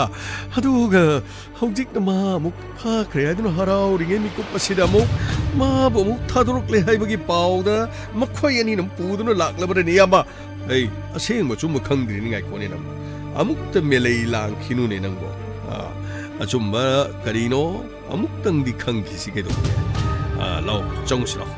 मखोय सोमदा चलगने पुनमक्तु खंगदबने यमा आइदी मफम अदुदा इ चनिंगदि आई हेक उबगा मखोय वरौबोय करीबोय इमोंदा बो मतोमा हेक्ता तौई करीसु तौरोइदा कैदौबा यावरगे हाइदना इचम चमने खंगगा लोरि केदोबगे अइने नंगोंदा हारिदुदि मखोयगा मुक्नरगा कानारोय मखोयदा नुंसिबा सासि मखोयदा तौसिन्नरगा यंगोय अखोय मखोयगिदमक्ता लैबा मखोयदा अयेतपा पीररोयदोबा मी ममालनसि हाइदना अइना हाइदु नंगबु खंगरदे अदु ओइबा तारबदि मखोयनसु अखोयदा चिंगनरमसिंगदु चिंगनररोयदना हा अदुदगिदि केदौरे हा तपना मखोयगे अरोना थुपसिंग अदुसु लोइने खंदोकपा यारन हा बरा लेबगी फारिबा नत्रने थादोकपदि थादोकलंगदबा माने मखोय लागलिसि आइदि अवानागी पाव पुरकपु ओइरमगदर खली नुंगाइबु पाव पुरकपदि ओइरमदो मांदि लाव चसिला अमुतंग चलगा खंगलुसिलाओने नंगो हय नचानुपीसिबो अदुम उंगनु लैरिने तौरिसिबो ममा करीनोने तौगदौरिबसिबो खंद्रेदा मोय पाबु करीनो फाजिलिनेना तौरिदुसु कनाना फारिनोसु खंदमाल अखोयदा लुपा लाख तरा पिरुबदुगी मदुगी वाहौदुबु ओइरमगदरने मोय पाबु मदुसु ओइरमबा याय माबो मु पुलिसना फारुबदुसु अखोयदा लुपा लाख तरा पि लुपा लाख तरा दु हुरानबा पैसा ओइरमगनी हुरानबा सेल नंगना थमजा लोबो ओइरमगनी हाइदुना मंगोंदा ताइनबि हारिबदुनिने पोमनमक्तु अखोयना सेल मंगोंदगी लौरुबदुन ओइबा तारेदना अदुबु सेल अदुदि मागी नते द्रुब अमदि तोगिन हाइबो वाफम सो हाइरखिबदि लैदना अदुबु मंगोंदा ताइनगदोरिसिबु करिनो अदु ग्यामा सेनफम अदुबु माना कैदोबगी माना हुरानगदोरिनो हाइबा पोमिन्नबा मचिन मनाव मागी मथक थंगिबा मयामदुना फावबदा माबु यादना चटखरबनिदना मतै मदुनसु हनतुना येंगदर अदुगी मथकदा अमुक माबु फाजले हारिबसे आइदि मखोयगी सरौ लांग अमा सोइदना यावरमगदर खल्ली अदुबु पुलिसना करीगी खंगबा ngamdribanon अखोय फावबना मखोय चिंगनै पुलिसना मखोयबु पुथोकपा ngamdribasina करीगी ओरिबा जानोने मोय पाबुं पुथोकपा ngamdabagi ओरमदौ मानते खुदम चांगदम फंगदबगी ओरमगदबा माल अदुबुदि नोंमदि सोइदना हुरानबगी तरानी मपुगी नोंमा हाइदु सोइरोइदना मतम मदुददि मखोय सोइदना खंगलकनी सोइदना मतम मदुदा खंगलकनी अरानबा तौबगी महि करिनो हाइबदो मखोय सोइदना खंगलकनी ने ममा खंगद्रे नचानुपीगी मतौ सु येंगबा ngamdre कदाइदनो हजिक ꯑꯩꯈꯣꯏꯅ ꯃꯥꯒꯤ ꯈꯣꯡꯒꯨꯜ ꯂꯤꯔꯨꯒꯗꯧꯔꯤꯁꯤꯕꯨ ꯑꯩꯗꯤ ꯊꯧꯗꯣꯛ ꯑꯁꯤ ꯅꯅꯥꯎ ꯅꯨꯄꯥ ꯕꯤꯖꯤꯠ ꯌꯥꯎꯔꯝꯒꯗ꯭ꯔꯅ ꯃꯈꯟꯕꯅꯤ ꯑꯗꯨꯕꯨ ꯑꯩꯅ ꯍꯪꯒꯠ ꯍꯟꯗ ꯆꯠꯂꯒ ꯃꯣꯏꯒꯤ ꯁꯣꯝ ꯅꯥꯀꯟꯗ ꯌꯦꯡꯕꯕꯨ ꯅꯅꯥꯎ ꯅꯨꯄꯥꯁꯤ ꯅꯍꯥꯟ ꯃꯈꯩꯗꯤ ꯈꯔ ꯆꯠꯊꯣꯛꯏ ꯍꯟꯗꯛꯀꯤ ꯃꯇꯥꯡꯁꯤꯗꯤ ꯌꯨꯝꯗ ꯑꯗꯨꯝ ꯂꯩꯕꯒꯤ ꯋꯥꯅꯤꯅꯦ ꯃꯥꯅ ꯊꯣꯛꯀꯦꯅ ꯊꯣꯛꯄꯗ ꯊꯣꯡꯒꯥꯟꯒꯤ ꯀꯝꯃꯨꯅꯤꯇꯤ ꯍꯣꯜ ꯂꯩꯔꯤꯕ ꯂꯩꯄꯨꯡ ꯑꯁꯤꯗ ꯑꯗꯨꯝ ꯃꯌꯥꯝ ꯐꯝꯗꯨꯅ ꯖ꯭ꯋꯥꯔ ꯁꯥꯟꯅꯕꯅꯤ ꯈꯪꯗꯦ ꯀꯔꯤꯅꯤ ꯈꯪꯗꯦ ꯑꯗꯨꯝ ꯇꯧꯔꯒ ꯂꯩꯕ ꯅꯍꯥꯟ ꯃꯈꯩꯗꯤ ꯑꯗꯨꯝ ꯆꯠꯊꯣꯛꯏ ꯑꯗꯨꯒ ꯃꯥꯅ ꯆꯠꯊꯣꯛꯇꯅ ꯂꯩꯔꯤꯕꯁꯤꯅ ꯀꯔꯤꯒꯤꯅꯣ ꯈꯪꯗꯦꯅꯦ ꯃꯣꯏ ꯄꯥꯕꯨꯡ ꯑꯩ ꯂꯥꯟꯗꯦ ꯑꯩ ꯌꯥꯎꯗꯦ ꯍꯥꯏꯕꯗꯨ ꯎꯅꯕ ꯇꯧꯔꯤꯕ ꯑꯣꯏꯔꯝꯒꯅꯤ ꯑꯩ ꯏꯅꯥꯎ ꯅꯨꯄꯥꯁꯤ ꯃꯕꯨꯛꯆꯦꯜ ꯁꯦꯡꯗꯦꯅꯦꯍꯦ ꯃꯃꯥ ꯑꯗꯨꯕꯨꯗꯤ ꯅꯍꯥꯟꯋꯥꯏꯗꯒꯤꯅꯤꯗ ꯃꯥꯅ ꯃꯕꯨꯛꯆꯦꯜ ꯁꯦꯡꯕꯕꯨ ꯀꯔꯤ ꯂꯩꯔꯕꯒꯤ ꯄꯤꯖꯅꯤꯡꯗꯕꯒ ꯃꯥ ꯃꯊꯟꯇ ꯑꯣꯏꯅꯤꯡꯕꯒ ꯃꯥꯒꯤ ꯃꯔꯅꯥꯏ ꯇꯧꯅꯤꯡꯕꯗ ꯅꯨꯡꯁꯤꯕ ꯁꯥꯗꯅꯅꯦ ꯆꯤꯟꯗꯗꯤ ꯇꯥꯆꯧ ꯑꯃ ꯍꯥꯏꯕ ꯍꯨꯠ ꯂꯩꯊꯣꯔꯛꯄꯗꯗꯤ ꯃꯥꯒꯤ ꯀꯥꯟꯅꯕ ꯉꯥꯛꯇꯅꯤꯗꯅ ꯀꯔꯤꯒꯤꯅꯣ ꯃꯥꯅ ꯃꯆꯥꯅꯨꯄꯤꯁꯤ ꯈꯟꯒꯦ ꯂꯩꯇꯗꯅ ꯃꯌꯥꯝꯕꯒꯤ ꯃꯇꯨꯡ ꯏꯟꯒꯗꯕ ꯅꯠꯇ꯭ꯔꯣ ꯑꯩꯈꯣꯏꯒꯤ ꯑꯋꯥꯕꯗ ꯃꯥꯅ ꯃꯇꯦꯡ ꯈꯖꯤꯛ ꯄꯥꯡꯈꯤ ꯍꯥꯏꯗꯅ ꯃꯇꯝ ꯄꯨꯝꯅꯃꯛꯇꯅ ꯄꯤꯕꯟ ꯄꯥꯕꯟꯅꯗꯅ ꯑꯩꯈꯣꯏꯅ ꯑꯗꯨ ꯇꯧꯕꯤꯈꯤꯕꯅꯤ ꯑꯩꯈꯣꯏ ꯂꯩꯔꯝꯗ꯭ꯔꯕꯗꯤ ꯀꯝꯗꯧꯔꯝꯒꯅꯤ ꯍꯥꯏꯗꯅ ꯃꯤ ꯈꯨꯗꯤꯡꯒꯤꯅꯦ ꯂꯩꯀꯥꯏꯗ ꯋꯥꯔꯤ ꯁꯥꯔꯤꯕ ꯏꯆꯦ ꯁꯈꯤꯅꯁꯨ ꯑꯩꯉꯣꯟꯗ ꯍꯥꯏꯔꯛꯏ ꯅꯅꯥꯎ ꯅꯨꯄꯥꯅ ꯅꯣꯏꯒꯤ ꯃꯔꯝꯗ ꯗꯨꯀꯥꯟꯗ ꯊꯣꯛꯂꯛꯄꯗ ꯋꯥ ꯌꯥꯝ ꯉꯥꯡꯉꯤ ꯍꯣꯇꯦꯜꯗ ꯆꯥ ꯊꯛꯄꯗ ꯃꯥꯅ ꯂꯣꯏꯅ ꯁꯦꯝꯕꯤ ꯁꯥꯕꯤꯕꯗꯧꯅ ꯉꯥꯡꯉꯤ ꯀꯥꯏꯅꯅꯦ ꯑꯩꯉꯣꯟꯗꯁꯨ ꯋꯥꯐꯝꯁꯤ ꯃꯤꯅ ꯇꯝꯃꯛꯏꯕꯅꯤ ꯇꯝꯃꯛꯀꯅꯤ ꯈꯪ ꯃꯥꯅꯅꯦ ꯊꯑꯣꯏꯅ ꯇꯝꯅꯕꯒꯤꯁꯨꯅꯦ ꯃꯤꯗꯨꯗ ꯑꯃꯨꯛꯁꯨ ꯃꯥꯅ ꯍꯥꯏꯔꯝꯒꯗꯧꯔꯤꯕꯅꯤ ꯑꯩꯅ ꯃꯨꯟꯅ ꯈꯪꯕꯅꯤ ꯃꯐꯝ ꯑꯁꯤꯗꯒꯤ ꯂꯧꯈꯤꯕ ꯁꯦꯟꯐꯝꯗꯨꯗꯤ ꯌꯦꯡꯉꯨ ꯃꯥꯅ ꯄ꯭ꯔꯣꯛ ꯆꯥꯛꯄ ꯃꯈꯩ ꯃꯤꯒꯤ ꯁꯦꯟꯅꯤ ꯄꯤꯗꯕ ꯌꯥꯗꯦ ꯍꯥꯏꯔꯤꯕꯅꯤ ꯃꯥꯅ ꯄꯥꯏꯁꯟꯒꯗꯕ ꯑꯣꯏꯔꯕꯗꯤ ꯀꯔꯤꯒꯤ ꯁꯦꯟꯗꯣ ꯑꯩꯈꯣꯏꯗꯒꯤ ꯂꯧꯒꯗꯧꯔꯤꯕꯅꯣꯅꯦ ꯑꯗꯨꯒ ꯂꯥꯛ 10ꯗꯣ ꯂꯧꯁꯟꯈ꯭ꯔ ꯃꯥꯏ ꯃꯈꯨꯠꯇ ꯄꯥꯏꯁꯜꯂ ꯊꯝꯃꯤ ꯑꯩꯈꯣꯏꯁꯨ ꯃꯤꯒꯤ ꯄꯩꯁꯥꯅꯤ ꯁꯤꯡꯗꯕ ꯌꯥꯔꯣꯏ ꯏꯆꯥ ꯅꯨꯄꯤꯒ ꯃꯔꯤ ꯂꯩꯅꯔꯕꯅꯤꯗꯣ ꯍꯥꯏꯗꯅ ꯃꯤꯒꯤ ꯃꯃꯥꯡꯗꯅꯦ ꯑꯩ ꯑꯁꯨꯝꯅ ꯁꯦꯜ ꯂꯧꯕꯁꯨ ꯑꯩ ꯀꯌꯥ ꯄꯥꯝꯗꯦ ꯃꯃꯥ ꯅꯆꯥ ꯅꯨꯄꯤꯒꯤ ꯐꯤꯕꯝꯁꯤ ꯃꯇꯪ ꯈꯪꯂꯕꯗꯤ ꯍꯥꯏꯗꯅꯅꯦ ꯑꯩꯗꯤ ꯁꯤꯕ ꯉꯥꯏꯗꯨꯅ ꯂꯩꯔꯕꯅꯤꯅꯦ ꯏꯁꯥꯅꯒ ꯏꯁꯥ ꯁꯣꯟꯕꯅꯦ ꯑꯩꯗꯤ ꯂꯩꯔꯤꯕ ꯏꯪꯈꯣꯜꯁꯦ ꯂꯣꯏꯅ ꯌꯣꯟꯊꯣꯛꯂꯦ ꯍꯥꯏꯔꯒ ꯃꯤꯒꯤ ꯄꯩꯁꯥꯗꯨ ꯁꯤꯡꯈ꯭ꯔꯕꯁꯨ ꯑꯩꯅ ꯀꯗꯥꯏꯗꯅꯣ ꯍꯌꯦꯡ ꯅꯆꯥꯅꯨꯄꯤꯒꯤ ꯃꯊꯧꯁꯤ ꯂꯣꯏꯔꯕꯗꯤ ꯏꯕꯥꯅꯤ ꯃꯐꯝ ꯑꯃꯗꯔ ꯀꯗꯥꯏꯗꯅꯣ ꯚꯔꯥꯗ ꯑꯣꯏꯔꯕꯁꯨ ꯂꯩꯔꯁꯤꯔ ꯍꯥꯏꯗꯨꯅ ꯑꯩꯗꯤ ꯈꯜꯂꯤꯕꯅꯤꯅꯦ ꯃꯃꯥ ꯃꯣꯏ ꯄꯥꯕꯨꯡ ꯀꯔꯤꯒꯤꯅꯣ ꯄꯨꯛꯅꯤꯡ ꯑꯗꯨ ꯌꯥꯝꯅ ꯁꯣꯟꯊꯔꯤꯕꯗꯨꯕꯨ ꯉꯥꯏꯈꯣꯗ ꯅꯆꯥꯅꯨꯄꯤꯁꯦ ꯍꯧꯒꯠꯂꯒ ꯊꯣꯡꯒꯥꯜꯂꯣꯝꯗ ꯊꯣꯛꯈꯤꯗꯣꯔꯦꯅꯦ ꯍꯩ ꯊꯣꯡꯒꯥꯟꯗ ꯊꯣꯛꯄ ꯌꯥꯗ꯭ꯔꯤ ꯌꯦꯡꯉꯣꯏ ꯅꯪꯒꯤ ꯕꯣꯁꯟꯇ ꯑꯗꯨ ꯐꯥꯔꯤꯕꯗꯨ ꯀꯅꯥꯅ ꯈꯪꯒꯅꯤ ꯑꯁꯤ ꯃꯥꯕꯨꯁꯨꯅꯦ ꯐꯥꯒꯗꯧꯒꯤ ꯂꯨꯝꯗꯅ ꯉꯥꯏꯗꯅ ꯂꯩꯔꯝꯕ꯭ꯔꯁꯨ ꯈꯪꯗꯦ ꯑꯩꯅꯦ ꯏꯇꯣꯝꯕ ꯍꯥꯏꯕꯗꯨ ꯀꯌꯥ ꯍꯩꯅꯗꯦ ꯑꯗꯨꯒꯅꯦ ꯑꯩꯒꯤ ꯏꯅꯥꯎ ꯅꯨꯄꯥꯕꯨ ꯑꯩꯅ ꯊꯥꯖꯗꯦ ꯍꯥꯏꯔꯤꯕꯁꯤꯅꯤ ꯆꯠꯂꯣ ꯑꯃꯨꯛꯇ ꯆꯠꯂꯣ ꯍꯩꯃꯥ ꯀꯅꯥꯅꯣ ꯂꯥꯛꯏꯁꯤꯅ ꯑꯁꯤꯗꯤ ꯙ꯭ꯔꯨꯕ ꯍꯥꯏꯗꯨꯒ ꯏꯇꯨ ꯍꯥꯏꯗꯨꯒ ꯅꯠꯇ꯭ꯔꯅꯦ ꯃꯥꯅꯤ ꯃꯣꯏ ꯄꯥꯕꯨꯡ ꯑꯁꯤ ꯅꯆꯥꯅꯨꯄꯤꯒꯤ ꯃꯅꯥꯛꯇ ꯃꯥ ꯑꯗꯨꯅ ꯑꯣꯏꯔꯝꯒꯅꯤ ꯃꯈꯣꯏ ꯂꯥꯛꯑꯦꯅ ꯐꯣꯟ ꯇꯧꯔꯝꯕꯁꯨ ꯌꯥꯏ ꯑꯗꯨꯒꯤ ꯊꯣꯡꯒꯥꯟꯗ ꯊꯣꯛꯂꯒ ꯃꯈꯣꯏ ꯋꯥꯔꯤ ꯁꯥꯟꯅꯒꯗꯧꯒꯤ ꯇꯧꯔꯤ ꯑꯣꯏꯅꯤ ꯉꯥꯏꯈꯣ ꯅꯪ ꯆꯪꯁꯜꯂꯨꯔꯅꯨ ꯀꯔꯤ ꯍꯥꯏꯅꯒꯦ ꯍꯥꯏꯗꯨ ꯇꯥꯔꯒ ꯇꯞꯅꯅꯦ ꯀꯣꯟꯅ ꯆꯪꯉꯨ ꯍꯣꯏ ꯃꯣꯏ ꯄꯥꯕꯨꯡ ꯑꯩ ꯂꯥꯞꯇꯛ ꯂꯩꯔꯒ ꯀꯔꯤ ꯍꯥꯏꯔꯤꯅꯣꯗꯣ ꯑꯩ ꯌꯦꯡꯖꯔꯨꯔꯒꯦ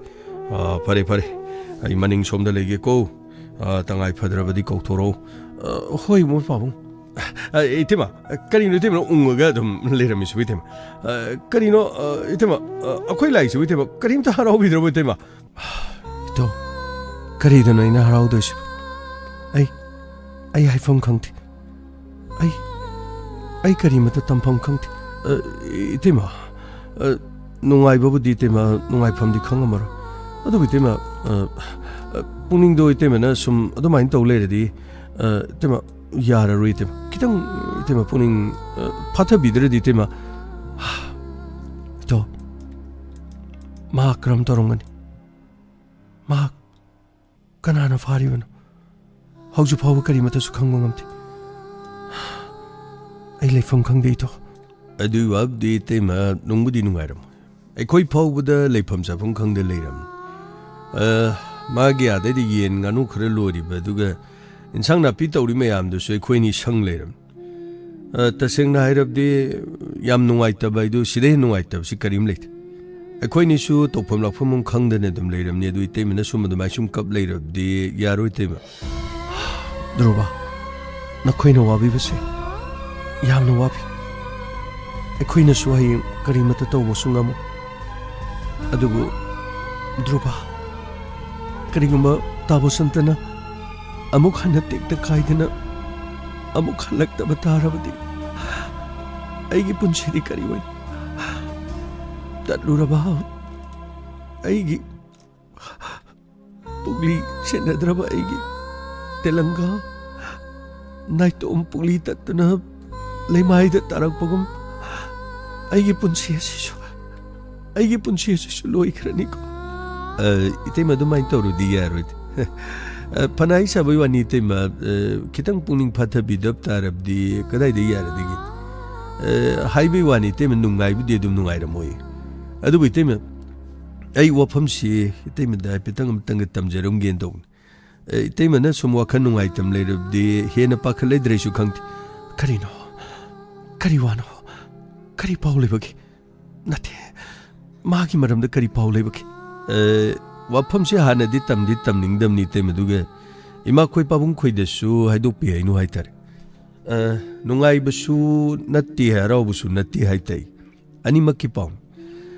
magi thadok man sel mioi amana call tawduna hairak pa horabani kari haiba mak thadok pagi sel nupa kya makhina kya nu pio hairak libs ite ma senpham de dum yam jan lupa lag yang khai gai na moin haib lag yang khai se khoi ni chungsan na rega dum pura ga dilai ite ma khoi sel yam pai dina khotna gai di dum tawjaba gai di natti te ba mase khoi gi tawde ya draba duga ithong ne khala kan tawjarab jan masi wafam si kana su na kongani su na su ta hanjaning da bai tari tem kana su ta loi adu yam senpham adudi mathau karamna adugi selu dudi karamba matamda tabosandana singba ngamgadori ba mabuk phok thana chaba ngamdaba mana kadai digino du amlaba senpham adubu hayeng mana kadai digi karamna muk singani tawris adugi di kaimta khanbirunu deitema sien singdaba wadi tongan thamgar kanda tema nanau khoibu lana lobirabra kainu tema pungning nuksige taw nakhoi karigi lana lorgani nakhoi tawbiri basidi mapok tare te khoina mi oina poktuna su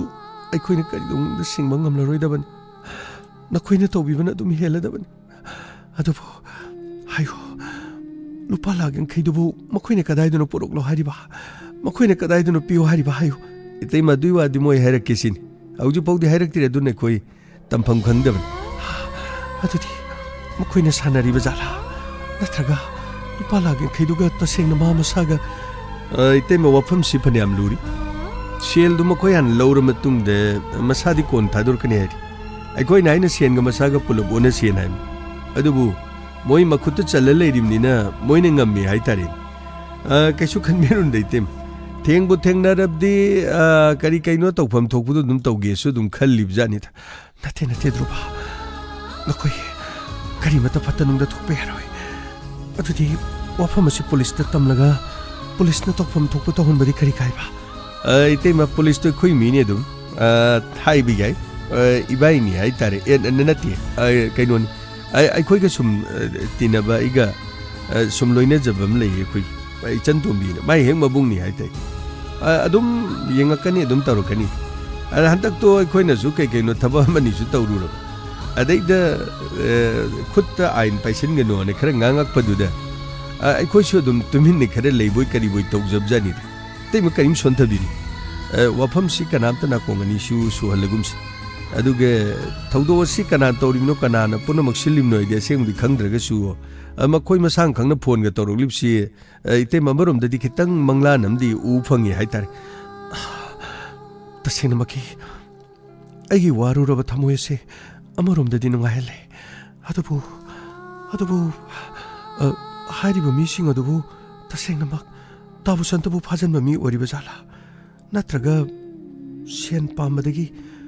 tabu santa thadokani haiduna nakhoi nirigi yamna senpham du lawraga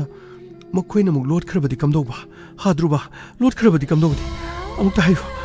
teima duiwa de thengbu thengnaradi tharoidamni kaino ek tabu santa thadoktribo matung koini na lori phugera hatkera tukera dum thengnap tare nitem asigum kaya thengnadana dum laglamda moina han busu nati haijariba dema kaino momon kitang noksi se item na chum ungdana the mind tog later the kuichu tokpom la phom khang dri ba item as yamo I am tiges se karim to khanbiro ne tema ai khoi lei jeri bisin ting man ne puning do son thara gane ai khoi lei bam cha phom khang di ba tema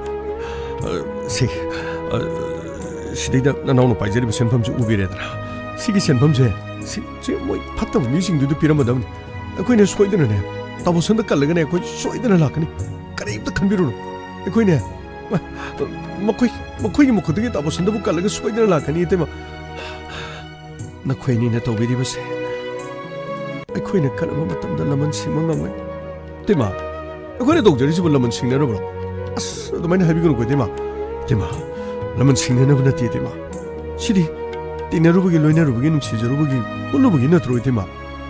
ꯁꯤꯗꯅꯦ ꯂꯃꯟ ꯑꯗꯨ ꯑꯗꯥ ꯀꯔꯤꯃꯇ ꯈꯟꯕꯤꯒꯅꯨ ꯑꯉꯥꯡ ꯁꯥ ꯅꯈꯣꯏꯅ ꯍꯥꯏꯅꯔꯤꯕ ꯋꯥꯗꯨ ꯑꯩꯁꯨ ꯈꯖꯤꯛꯇꯪꯗꯤ ꯇꯥꯔꯦ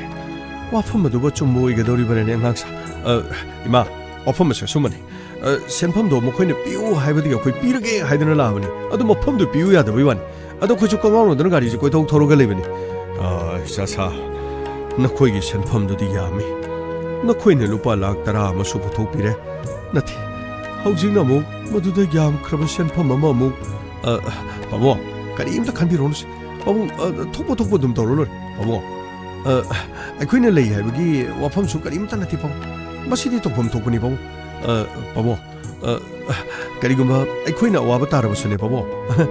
ꯄꯥꯕꯨꯡ ꯑꯗꯨꯝ ꯏꯁꯣꯔꯅ ꯑꯗꯨꯝ ꯁꯤꯜꯂꯛꯀꯅꯤꯗ ꯁꯤꯁꯨꯅꯦ ꯇꯥꯕꯨꯁꯟꯗꯒꯤ ꯋꯥꯔꯦ ꯍꯥꯏꯕꯗꯨꯗ ꯑꯩꯈꯣꯏꯗ ꯑꯗꯨꯝ ꯁꯤꯟꯅꯕꯒꯤꯗꯃꯛꯇ ꯑꯩꯈꯣꯏꯗ ꯌꯥꯊꯪꯗꯣ ꯇꯧꯊꯔꯛꯄꯅꯤ ꯏꯆꯥꯁꯥ ꯅꯈꯣꯏꯅ ꯄꯨꯛꯆꯦꯜ ꯇꯤꯡꯅ ꯍꯥꯏꯔꯤꯕ ꯋꯥꯐꯝ ꯅꯈꯣꯏꯒꯤ ꯆꯤꯝꯕꯥꯟ ꯊꯣꯡꯗꯒꯤ ꯊꯣꯛꯂꯛꯂꯤꯕ ꯋꯥꯐꯝ ꯑꯗꯨꯅꯗꯤ ꯌꯥꯝꯅ ꯐꯖꯩ ꯃꯇꯝ ꯄꯨꯝꯅꯃꯛꯇꯅꯦ ꯅꯈꯣꯏꯅ ꯇꯧꯔꯤꯕ ꯊꯕꯛꯇꯨꯗꯤ ꯕꯣꯁꯟꯇꯅ ꯂꯃꯟ ꯁꯤꯡꯕ ꯉꯝꯒꯅꯤ ꯍꯥꯏꯕꯁꯨ ꯊꯥꯖꯗꯦ ꯑꯗꯨꯕꯨ ꯌꯥꯝꯈ꯭ꯔꯕ ꯁꯦꯟꯐꯝ ꯑꯗꯨꯕꯨ ꯅꯠꯇꯦ ꯃꯈꯣꯏꯗ ꯄꯤꯗ꯭ꯔꯤꯉꯩꯗ ꯄꯨꯂꯤꯁꯇ ꯇꯥꯟꯅꯔꯒ ꯄꯨꯂꯤꯁꯀ ꯀꯔꯤꯅꯣ ꯇꯧꯕꯅꯗꯤ ꯐꯠꯇ꯭ꯔꯅꯦ ꯑꯉꯥꯡꯁꯥ ꯄꯥꯕꯣ ꯃꯗꯨꯒꯤ ꯃꯇꯥꯡꯗꯨꯗꯅꯦ ꯄꯨꯂꯤꯁꯅꯅꯦ ꯑꯁ ꯍꯥꯏꯔꯛꯈꯤꯕꯗꯨ ꯃꯁꯤ ꯑꯩꯈꯣꯏ ꯌꯥꯃꯨꯡ ꯑꯝꯇ ꯍꯥꯏꯍꯜꯂꯨꯁꯦ ꯌꯥꯃꯣ ꯑꯝꯇ ꯍꯥꯏꯔꯨꯁꯦ ꯌꯥꯃꯣ ꯄꯥꯕꯨꯡ ꯁꯦꯟꯐꯝꯁꯤꯡꯁꯤꯕꯨꯗꯤ ꯍꯣꯏ ꯌꯥꯝꯕꯨꯗꯤ ꯌꯥꯝꯃꯤ ꯑꯗꯨ ꯀꯩꯁꯨ ꯈꯟꯕꯤꯔꯨꯅꯨ ꯁꯦꯟꯁꯤ ꯄꯤꯈ꯭ꯔꯦꯅꯁꯨ ꯈꯟꯒꯨꯝꯁꯤꯗꯤ ꯄꯤꯈꯤꯕꯗꯨꯗꯩ ꯑꯃꯨꯛ ꯂꯧꯔꯛꯄꯁꯨ ꯌꯥꯔꯤꯕꯖꯥꯠꯅꯤ ꯀꯔꯤꯅꯣꯅꯦ ꯏꯕꯨꯡꯉꯣꯅ ꯍꯥꯏꯔꯤꯕ ꯋꯥꯐꯝꯁꯤꯕꯨ ꯅꯆꯥꯅ ꯍꯥꯏꯖꯔꯤꯕꯁꯤ ꯍꯦꯛꯇ ꯃꯈꯣꯏꯗꯒꯤꯁꯨ ꯂꯧꯈꯠꯂꯛꯄ ꯌꯥꯕꯒꯤ ꯃꯑꯣꯡ ꯑꯃꯁꯨ ꯂꯩ ꯍꯥꯏꯖꯔꯤꯕ ꯑꯗꯨꯝ ꯌꯦꯡꯃꯤꯟꯅꯈꯤꯁꯤꯗ ꯄꯥꯕꯨꯡ ꯍꯩ ꯀꯔꯤꯅꯣꯅꯦ ꯅꯣꯏꯅ ꯍꯥꯏꯔꯤꯁꯤꯕꯣ ꯑꯃꯨꯛ ꯂꯧꯈꯠꯂꯛꯄ ꯌꯥꯏ ꯍꯥꯏꯔꯤꯁꯤꯕꯨ ꯁꯨꯝꯗꯧꯕꯅꯤ ꯃꯣꯏꯅ ꯁꯦꯜꯗꯨ ꯂꯧꯈ꯭ꯔꯁꯨ ꯁꯤꯖꯤꯟꯅ ꯍꯩꯇ꯭ꯔꯗꯤ ꯑꯃꯨꯛ ꯑꯩꯈꯣꯏꯅ ꯑꯃꯨꯛ ꯂꯧꯈꯠꯂ ꯂꯣꯏꯔꯦ ꯍꯥꯏꯖꯔꯤꯕ ꯅꯈꯣꯏꯒꯤ ꯋꯥꯐꯝꯁꯦ ꯀꯔꯤꯅꯣ ꯑꯩ ꯋꯥꯈꯜ ꯑꯃꯠꯇ ꯇꯥꯗ꯭ꯔꯦꯅꯦ ꯄꯥꯕꯨꯡ ꯙ꯭ꯔꯨꯕꯒꯤ ꯇꯣꯒꯅ ꯍꯣꯠꯅꯕꯤꯔꯤꯕꯁꯦ ꯑꯩꯈꯣꯏꯅ ꯃꯇꯧ ꯀꯔꯝꯅ ꯂꯃꯟ ꯁꯤꯡꯒꯅꯤ ꯑꯩ ꯃꯗꯨꯅꯤꯅꯦ ꯑꯩꯅ ꯍꯥꯏꯔꯤꯕꯁꯦ ꯀꯔꯝꯅꯅꯣꯅꯦ ꯌꯥꯝꯈ꯭ꯔꯕ ꯁꯦꯟꯐꯝꯅꯤꯅꯦ ꯀꯔꯤꯅꯣ ꯇꯧꯔꯤꯁꯤꯅꯦ ꯑꯩ ꯃꯉꯥꯡꯁꯥ ꯃꯈꯣꯏꯒꯤ ꯕꯦꯒꯇꯣ ꯂꯣꯠꯁꯤꯟꯕꯔ ꯀꯩꯅꯣꯃ ꯇꯧꯍꯩ ꯑꯥꯗ ꯑꯅꯤ ꯑꯃ ꯂꯥꯛꯏꯕꯁꯤ ꯑꯣ ꯑꯥꯗ ꯑꯅꯤ ꯑꯃꯁꯨ ꯑꯃꯨꯛ ꯂꯥꯛꯏꯕꯅꯤꯅꯦ ꯐꯔꯦ ꯋꯦꯜꯀꯝ ꯍꯥꯏꯅ ꯇꯧ ꯇꯥꯕꯅꯤ ꯑꯁꯤꯕꯨꯗꯤ ꯑꯣꯏꯔꯣꯏꯗ ꯂꯪꯐꯩ ꯆꯠꯀꯦꯅ ꯊꯣꯛꯂꯛꯏꯕꯅꯤ ꯐꯤ ꯄꯣꯌꯣꯝ ꯆꯥꯌꯣꯝ ꯄꯨꯔ ꯂꯩꯅꯦꯅ ꯍꯥꯏꯔ ꯂꯣꯏꯔꯦ ꯀꯔꯤꯝ ꯈꯪꯒꯗꯕ ꯅꯠꯇꯦꯗ ꯁꯤꯕꯨꯗꯤ ꯃꯌꯥꯝ ꯄꯨꯝꯅꯃꯛ ꯂꯩꯕꯤꯔꯝꯃꯤ ꯅꯠꯇꯦ ꯀꯔꯤ ꯀꯨꯝꯍꯩ ꯂꯩꯕꯤꯕꯒꯦ ꯑꯆꯥ ꯑꯊꯛꯀ ꯇꯧꯗꯧꯕ ꯂꯩꯕ ꯖꯥꯠꯂꯥ ꯑꯩꯈꯣꯏꯗꯤ ꯄꯥꯎ ꯐꯪꯗꯦꯅ ꯀꯔꯤꯅꯣ ꯃꯌꯥꯝꯗꯤ ꯄꯥꯎ ꯐꯪꯅꯕ꯭ꯔꯥ ꯃꯐꯝ ꯑꯁꯤꯗ ꯂꯣꯏꯅ ꯅꯣꯐꯦ ꯇꯧꯔꯒ ꯂꯣꯏ ꯂꯩꯔꯝꯃꯤ ꯍꯥꯏꯖꯔꯤꯕ ꯑꯗꯨ ꯀꯔꯤꯅꯣ ꯙ꯭ꯔꯨꯕꯩꯇꯣ ꯂꯦꯞꯇꯨꯅ ꯂꯩꯕꯤꯔꯕ꯭ꯔꯣ ꯅꯠꯇꯦ ꯉꯁꯥꯏꯗꯒꯤ ꯂꯩꯔꯤꯕꯁꯤꯡ ꯑꯁꯤ ꯐꯝꯃꯣ ꯐꯥꯎꯕ ꯀꯅꯥꯃꯠꯇꯅ ꯍꯥꯏꯗ꯭ꯔ ꯃꯥꯜꯂꯦꯅꯦ ꯅꯠꯇꯦ ꯀꯔꯤꯅꯣ ꯕꯦꯝꯃ ꯐꯝꯃꯣ ꯀꯥꯏꯅ ꯍꯥꯏꯗ꯭ꯔꯕꯅꯦ ꯃꯤ ꯂꯩꯔꯤꯁꯤꯡꯁꯤꯕꯣ ꯈꯥꯇꯣ ꯃꯣꯏ ꯆꯠꯂꯅꯦꯅ ꯍꯥꯏꯕ ꯑꯗꯨꯗ ꯊꯕꯛ ꯑꯃ ꯆꯠꯂꯨꯏꯅ ꯁꯨꯝ ꯆꯪꯉꯝꯃꯅꯤ ꯀꯔꯤꯅꯣꯅꯦ ꯍꯦ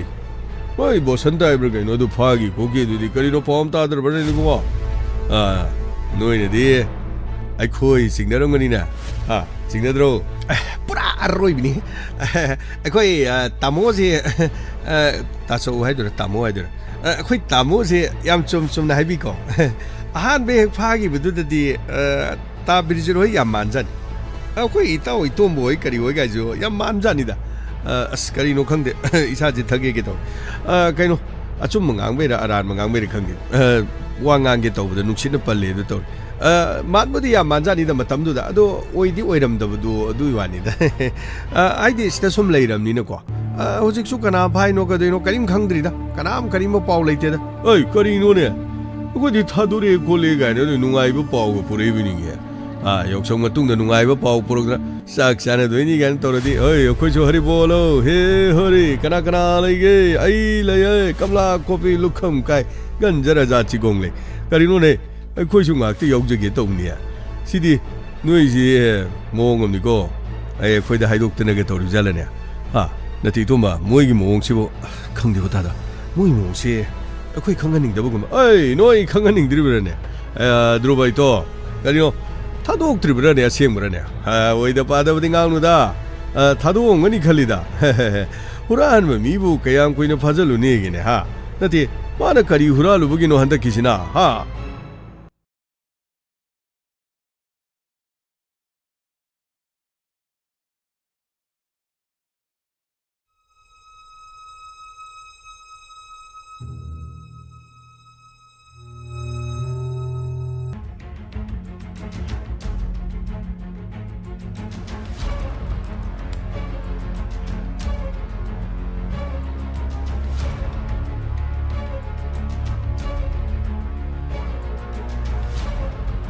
ꯀꯩꯅꯣ ꯕꯤꯖꯤꯠꯅ ꯉꯥꯡꯉꯤꯗꯨꯕꯣ ꯅꯪꯅ ꯉꯥꯡꯉꯤꯗꯨꯕꯣ ꯀꯔꯤꯅꯣ ꯍꯨꯔꯥꯟꯕꯅ ꯅꯪꯅ ꯇꯧꯔꯤꯗꯨ ꯀꯔꯤꯅꯣ 이때만 와파 마시나 감산비라 그노다 그림대 옥선비라 이때만 그 좋아지게 되더라게 비제 와파 마시 나학다 너코이 또민나 레이베 야드라 와파 마시 칸나드라 수야로이드라네 노이보 따죠 아코이 따죠 코이디 이때만 하이그레디 로리 이때만 좀 로이나 굽찬드나 담디 아코이 따죠 코이디 와 마체도 강원나티 이몽스 그리 떠우리 나티 아소야라지 그림도 강원나트레바 이때만 코나 틴그럽도 코이 따죠 딜로리 가나다 와리다 따죠 생나 타박 동나바 좀 보이다 이거는 그리 칼리바 이거는 그리 하닝이바 이 분어막 로이는 강모자니 따죠 따죠 가나다 보아니다 어두부 따죠 미시 로이나 아이 수삭자이 따죠 수사랑문이 라이브 시대 라이 마rum방 살로 사랑문 가나나 그리 하리 그도리 아이두디 로이는 강나라바 각다니 아다 이는 후란바부 후란바이 간다 코이 때문에 소비리 시부 그림 낭나 하리도 보그리나 마나 그리 후란마기 후란해보기 쿠덤 농원다 레이라브로 하유네 넌 쿠덤 짱덤 레이라브로 낭이나 포 후란기브라바 나티 마나 후란로보다 넌 그리 파크르게 그리 노데 때문에 왕비리 와도보 마야마가 맞대 막 용타도 저그리도 후란바기는 들으네 후란바도 후란바이 가디 노고야 되더라 뭐 거의 말안 각더라 그러올래 까도 콘동 쳤더라 미기 가리 후란드나 뚜루 후란드나 동돌레 미미나 들으네 에라이 때문에 깡커비노다 그리 쪽 가는데 뭐하니 후란바부 깡커드나 아이쇼네나 한마카니 용차 숙정장고래 중앙강고래 강더 배와니 때마 맨나 아바타복투디 아이쇼 강드나 좀 레이라바니 아이 nga si lai si te mo de ngang ge che ge na lak pwe wa na ti hura ma du hura ma ro gi dong ti te mo ne ngod kon kan kha pi ri du ga ri no ni te ma par jo patro su ne te ma huran ba si di kan khana gum se huran ba ba sa si re ma khoto pedrak thu de pa adu ga na labuk te ge khwe na ne se pa tha chale ge thambok ta lu bu do thambok du pukhale khong na chape ne khara matek thu de ko na ma khoto para pok thu de ka ba huran ba bu yok khat pa kan khat ba ji bu aba ba thabol ne ta jo ai koi chat ke 따죠 코이시 락고지 따죠 이때면 힘내야 해보죠 코이 로이 강이다 아두부 가리노 시대 파오노 볼라 안거더라 후라함도 다도 오마더라 후라함도 가리도롱 거더기에 후라함이 파오도 타게나 상군이다 후라함부 후라함 하이네 코이 때문에 싸우그래 아이 라이도 뭐 차시 나오네 파오 그림도 이름들이 나오네 후라함도 다독들이 아니 나오네 차시 나오네 잘해 코이 잘해 마야 잘해 코이 잘해 농기 좀 따 살린 떨어지야 수로도 마탐세 수레 아이 라오네라 짭짤로르시 라오네 헤이 농 추살레 라오네 남고 까리노 후란 먹이 머리 레네 뭐리 따들 레네 능좀 톡분이 저이도 라오네 남고 라이타다 그야 도시 드리버네 뭐네 안간차 너 코이치 쏠라니까 칼로 손도 로이카 칼로네 야니마 슈아이데 좀 상고이 마치세 좀 톱드네 좀 레이제니 까슈나테 다시디 푸드나가 푸가 해럽디 얌팀 푸도잖아 농치 좀 밑 파전 카이 라이브 롱미 싱나 마시데디 힝남네나 포체이 로이 타이 농 마하파 비지네 카이노 시수미 쩨미 카이 나이게럽 농니 마망 체이 중가이니 싱가 차원데나 미 푸나 막로이 와할림 아두수 라이브 미싱 마데이 헨토키니 판 마요ን다가 추드나 와바가 야모리브자니 타우리싱 농시 주럭빠드다 모이주 찻 이마가 파붕고 수 여비리 와디 와로비 모이금 시디 ka shunateda ngahakta da dum loisalasu yabjani adu bu kaidoruni moiga manaru dana idin adu ga imaga pabunga da koi aizen ni wafam si makhoi na su thoina bi khangki de adu ga nong su taragli pabunga ima koi sel si makhoi na pio bu haire de koi soidina pire da pibu piraga de koi tasengna tabu santa soidina koi na kallaga puraka dori hauji ki di nong si akoi chalam dai si da mo keno tong le de adudi imaga pabunga ibungo khoi khoi nga haktang de lekhon he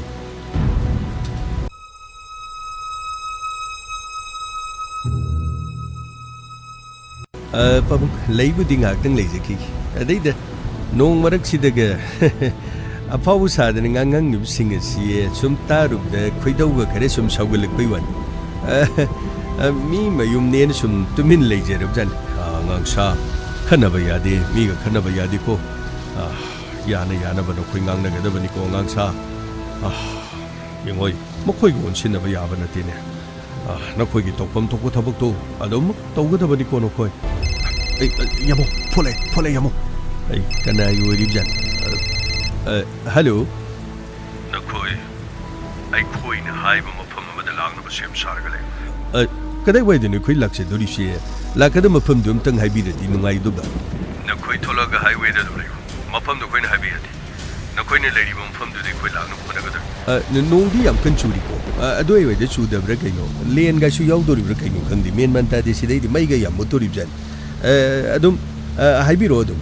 ai khoi adum highway ma ya da adum leijerum gi haijari ba adum somna hai du adum lak chirak oi ma khoi ne kari mo lei parai to police to paw bisala ba na khoi loi ri ko madu de na te ai khoi gi nak ta lei ba bosan da ge shi ba cham kang la bra nong lak chi da dum ta ga doi bane adu ga ai khoi choi den har kani highway ma pa da ko le phone to chala lo adu ga na khoi na police hek na khoi ne ko ram la ba ya pa boi roi kojore karai di gi police no da khoi dum le jerma dam ni kari to wa bi ro no khoi ne adum ngai ra ga dum le jerma dam ni hai bi ro wari si gi makha hai ngamo ta vi ra si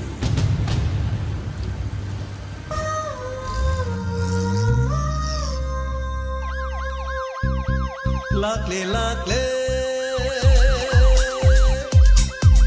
inspector tayai lakle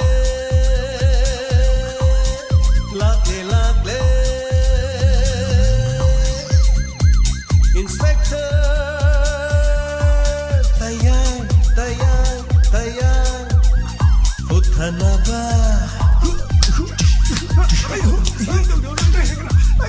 Kanbinaba. Thank you, sir. Welcome. Uthanaba. Kanbinaba. Inspector. Tayai. Lakle. Inspector. Tayai.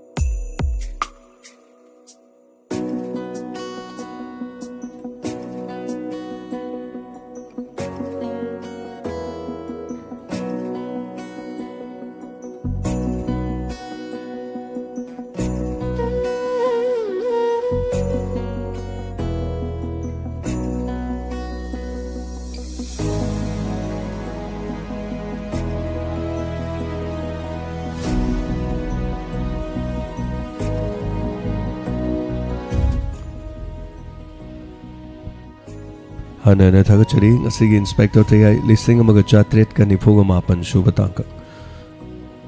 Asigi tangkak tatabi ribasing hani alaitana thakachari wari maka satarak pa wari gi paring na haiba tare bosanta gi matang yoksan mangamdri yoksalaka dore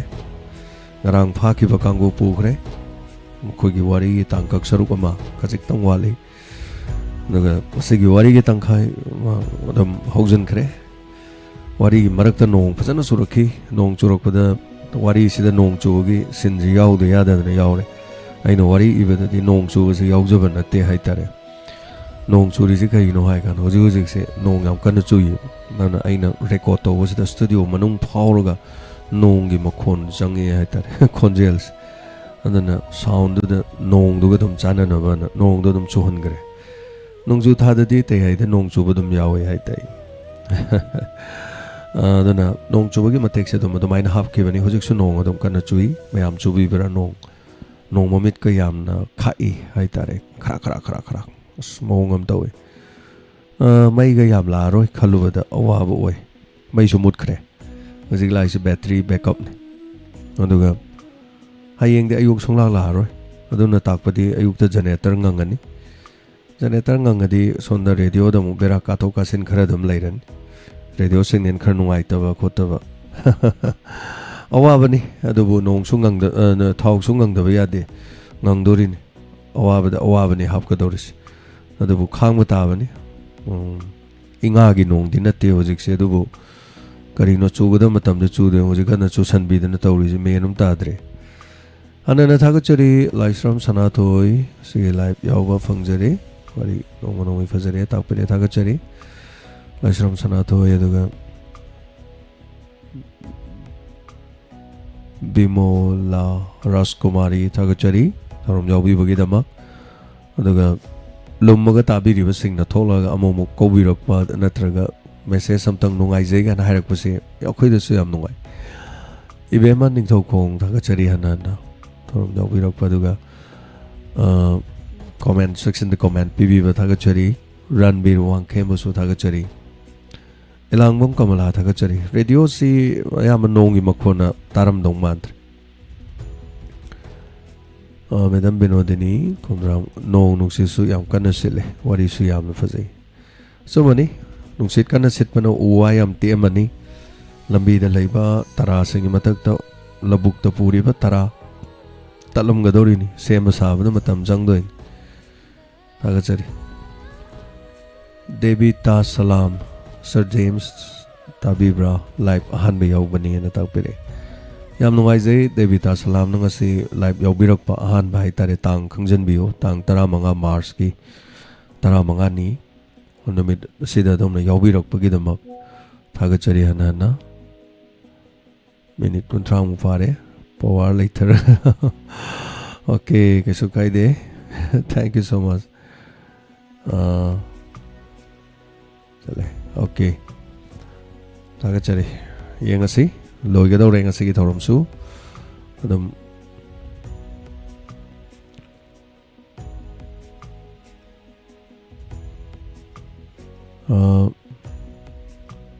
Pavung Sarat Kumar Sarama thagachari anana aduga Madam Binodini thagachari Debita Salam ngasi atma yawbirok mayam taram no piu Debita ga haibatare linksin birok matam mayam kobiba Kangnadana Kotana phone number Lonaro Hibagwana Sadiko. I don't Kangna Ma'am Taram no City have no Quiggy, Simi Yam no walk by Yam no Pavani, the Yauri Marum Pangse. I am an donor Sungaktani, be Manting Pang, but one argument Ting Pang Mangaktan, I am an so. Sargenta Thagachari, Delhi, the Levi was Sargenta, Toram Saruga Birokpa. Soro Kaivan Pakpi, Thagachari, Toram Yawi the Mark to Birenong Tombam, Thagachari Hanana. Aduga Suranjoy Takel Thagachari Ma Manitombe Sembusu Thagachari Koirengaidagi Ima Manitombe Sem Thagachari Laisram Sanathoi di Karilam no Kang Kangjam Ingosa Thagachari Kangjam Ingosa Saringosa Su Siyawbirok Thagachari Vijaya Hawaibam Thagachari Madam Vijaya Hawaibam Hangaidi Life Se Yaw Bidroban Hanadi Yaramagado Hojikandi Kona Tinga Kanda Tabi Male Lunga City Life Yoroe Natraga Tumina Hangi Lumatavra di Kangdi Thagachari Hanana Sabir Maibam Mr. Haisini Thagachari Aduga Latasana RK Che Inawi, thank you so much. Yawirakpa Ranbir Wakim Yamna regular Oiba Habatare Nong Sikitang Patagre Yungkaibam Helen Thagachari Asiki Tankakta Yawiba Hanana Thagachari Aduga Sol Ngaktung Hondok say Hatare Chobako to Polumon Kukpui Karino Haradi TAYAI Wari Sagat Puyam Quinjang Adana Kasigi Tankak to Singay Oiba and Habada and who's it loining Wari don't see talks around the Coxi Yang Haying Wari Nemo Takachari SK Abdul Takachari Yabirako Sabir Takachari Local Sing No Sit Tin Macol see the live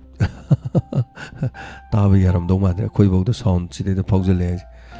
Studio Gimataki Layar Anine to Bramataxi Emma Hayway Hagat Kige Sagat Kige and a Kalagolution than a Laven in a long tarp and the tin Gimakon to Taib on the Sini Ambirawaris Imango be Tagachari Sagolman Nagi Totoi Sana Sapam Tagachari non Kanatari Miam Noisy, and the Tapire to Sana Sapam Uripok Nena Habi or Male, Tagachari, to Sana Lamzu Kangereko. Yam Noisy Lamzu, the Mahiruk President Muay Power Day. Bizen Sing Wycombe, Tagachari, May the Mudkaren, Hoi, May your Kuzo Mudkare. Komay Tongbram, Tagachari, as a life, we will get them up, Tagachari, Vemcha, Sorokaibam, Tagachari, Madame Vemcha Lam Dingarang, Highway Cre. Sundari Maibamsu Song Topire Lamdi Kangzade. Kasukai di Mayam Lam Haida Batum Losan Bibatum Kim Kaidi, Miki Prime Samasagi privacy, Loy Labangatan Lam Haida de have a late Zalai Sram Rada, Tagachari. Thank you so much. Romila Devi Duga Tombi Nong Tombam Tagachari Zalai Sram Rada, Tagachari Sigi, Tankakta. Ten Masang Makasu to Doctor and see them, may I were them sang with Senkakre, Pavang Moda by the Sudum Yagre, Zara Senka given a Maramoraga, Sonam Chanu, Sonam Tagachari Sonam Zongasi in a Paving in a Hanmamal. Yamnoise the MK Siras Khan, Tagachari Live. Yahud Bafang Dava City Yauri and Atapiri. Thank you so much. Say Tabarakanesa Tagachari. Question the Zunong Kana Kali. I see the English I can saw get away as I say. I'm no white. Comment over the Kakti Kakre Angang Karino Lilong no Pa Pau by Bragano. Idea Mahaitarine. Now Isagumanida. 2003-4 died a poke bangang, the Queen of Poke one. I give block a matagache, so Mating Mama Yuana and some Mating Pangmoko, but Chapacorbato with Adida. Quay diamond say only my take Haktagi over my tagi Mating Pang never Gaina Hirak by that and my walk quiet. That is Tamoji getting ting low either. Nang the Kang the Wayam the lay. Quay diamond donor say, si Manunda, Enmin Haitare, Enmin say Anidi. Mete pangan masani haitare ko aingonda mete macha haikan dai kasu sauti anaina pangan macha haikan pangan sauningai macha wede natra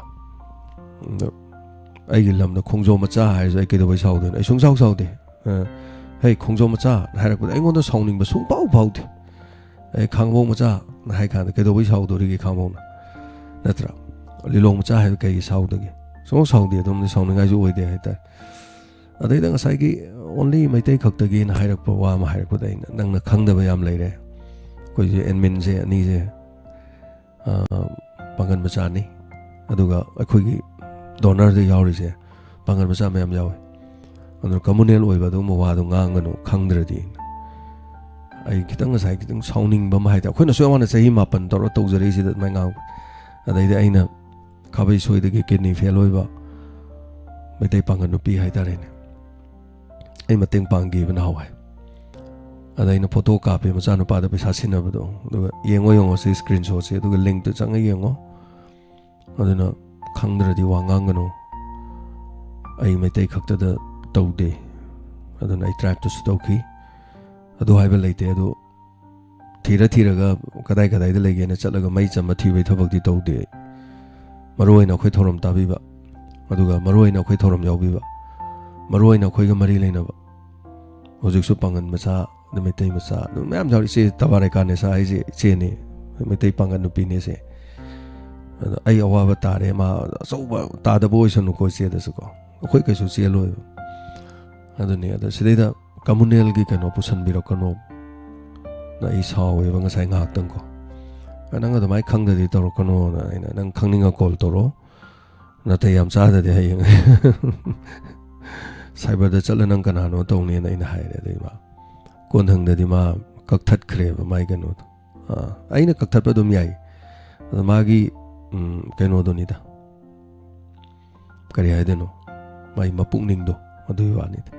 ma'am यावरी जी दिस तारी ma'am support तौरी ma'am अखोई एमनेन अनि दु उरबा अखोइजो मेते पागन अनि यावरी ने ना अदै मोय अनि जु सावरे मोय नि न मो ngange मथों खंगदर ngang कनो ना ai साव फगरे दा काक्तंग सावरम बेवान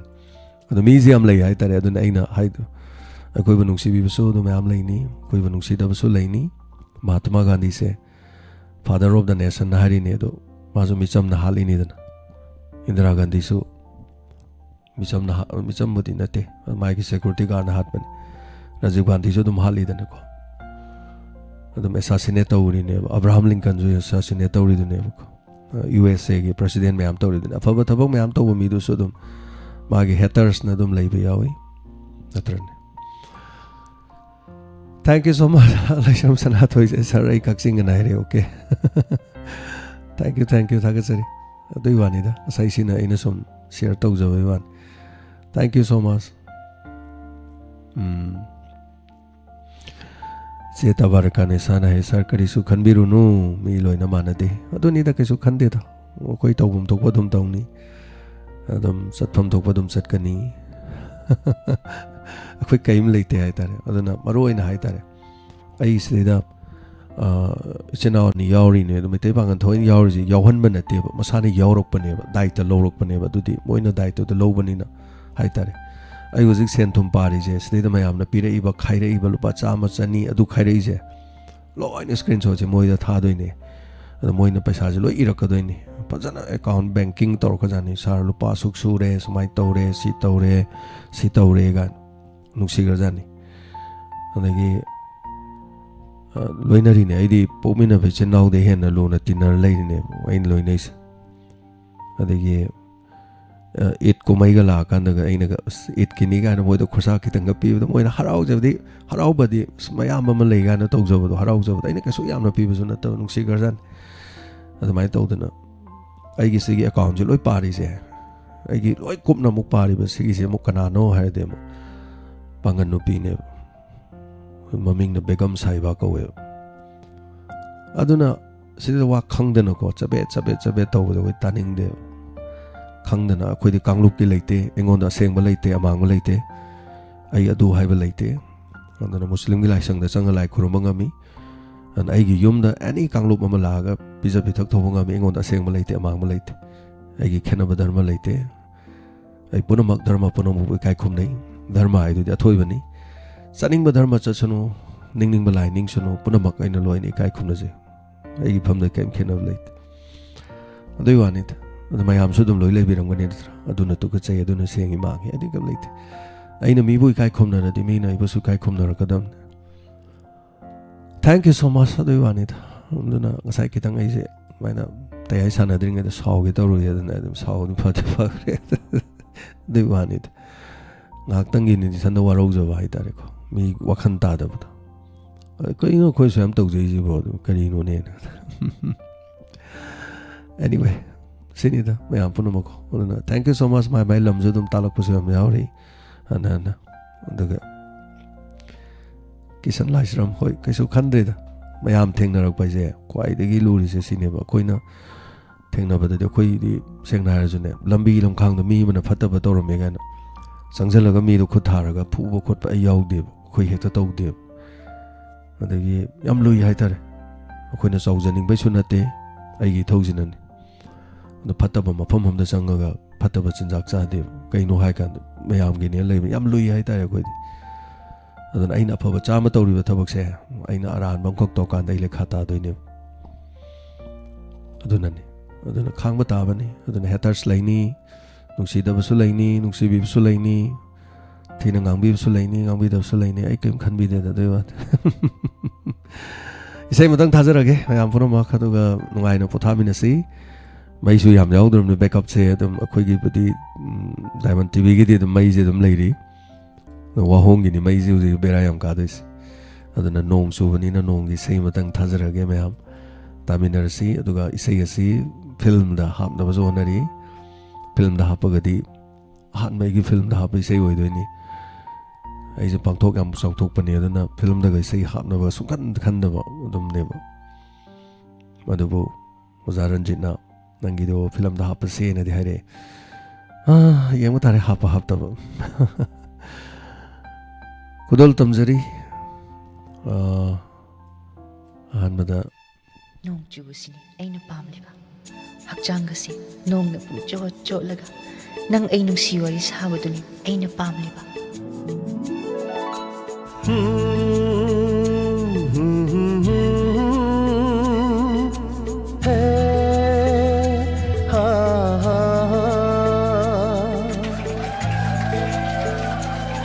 हतुना लैरे इगी मायेकना तुंगशिंदुना थमली नंगी नुंशिबा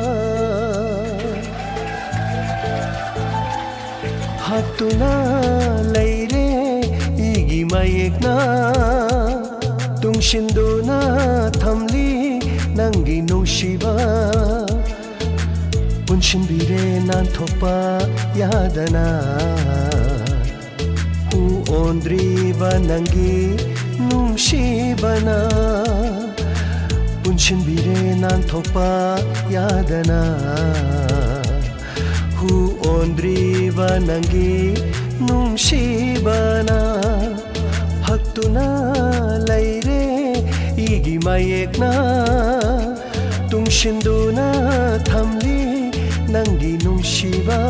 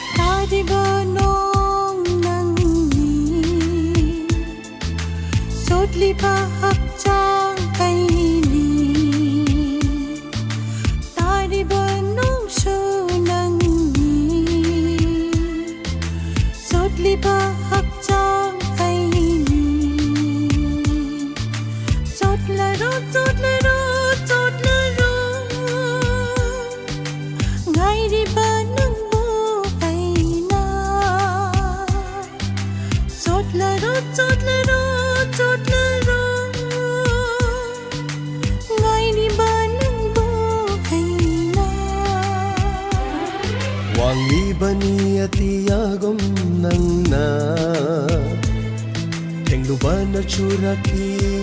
ऐशो इसाउथोकी थमोइदा pharaoh ngasidi isause isauthoki thamoida pharaoh ngasidi isause thenglubana churaki aishu wanglibani atiyagum nangna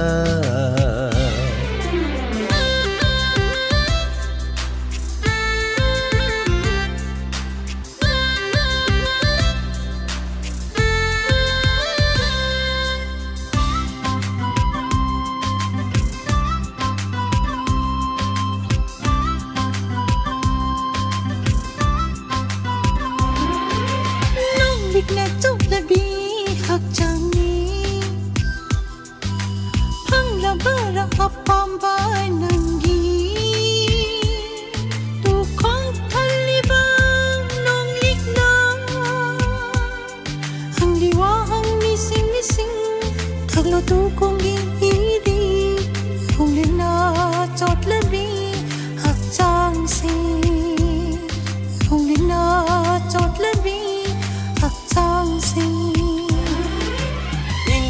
ꯉꯥꯏꯖꯅ ꯊꯦꯡ ꯇꯅꯧꯕꯤ ꯀꯨꯆꯨꯗ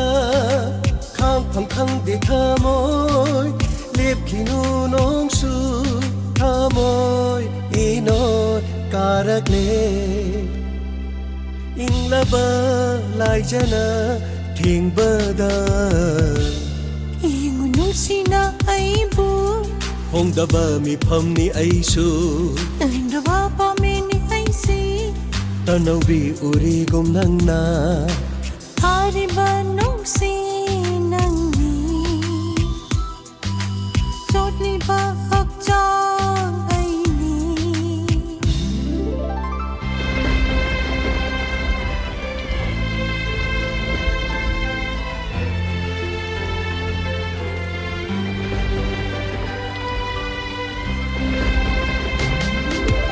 ꯂꯦꯞꯇꯨꯅ ꯂꯩꯕꯤꯌꯨꯀꯣ ꯅꯨꯡꯁꯤꯕ ꯅꯪꯅ ꯃꯄꯣꯛ ꯈꯨꯗꯤꯡꯃꯛꯇ ꯊꯥꯗꯣꯛꯄꯤꯅꯨ ꯑꯩꯕꯨ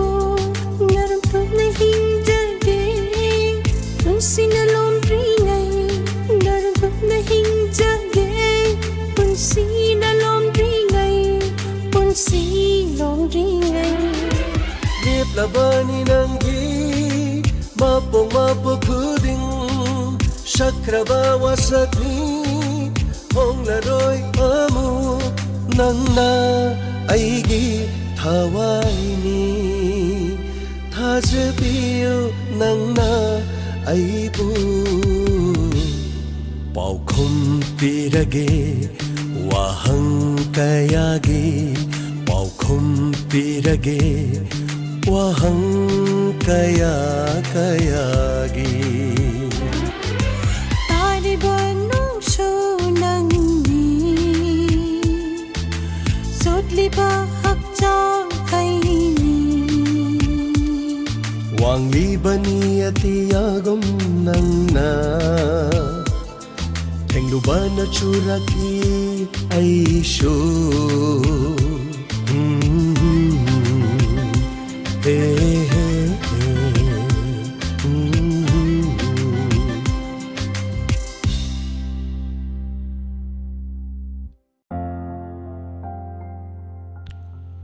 Thank you so much thagachari hanana mayam panamapu matam sodum thenglakpa aduga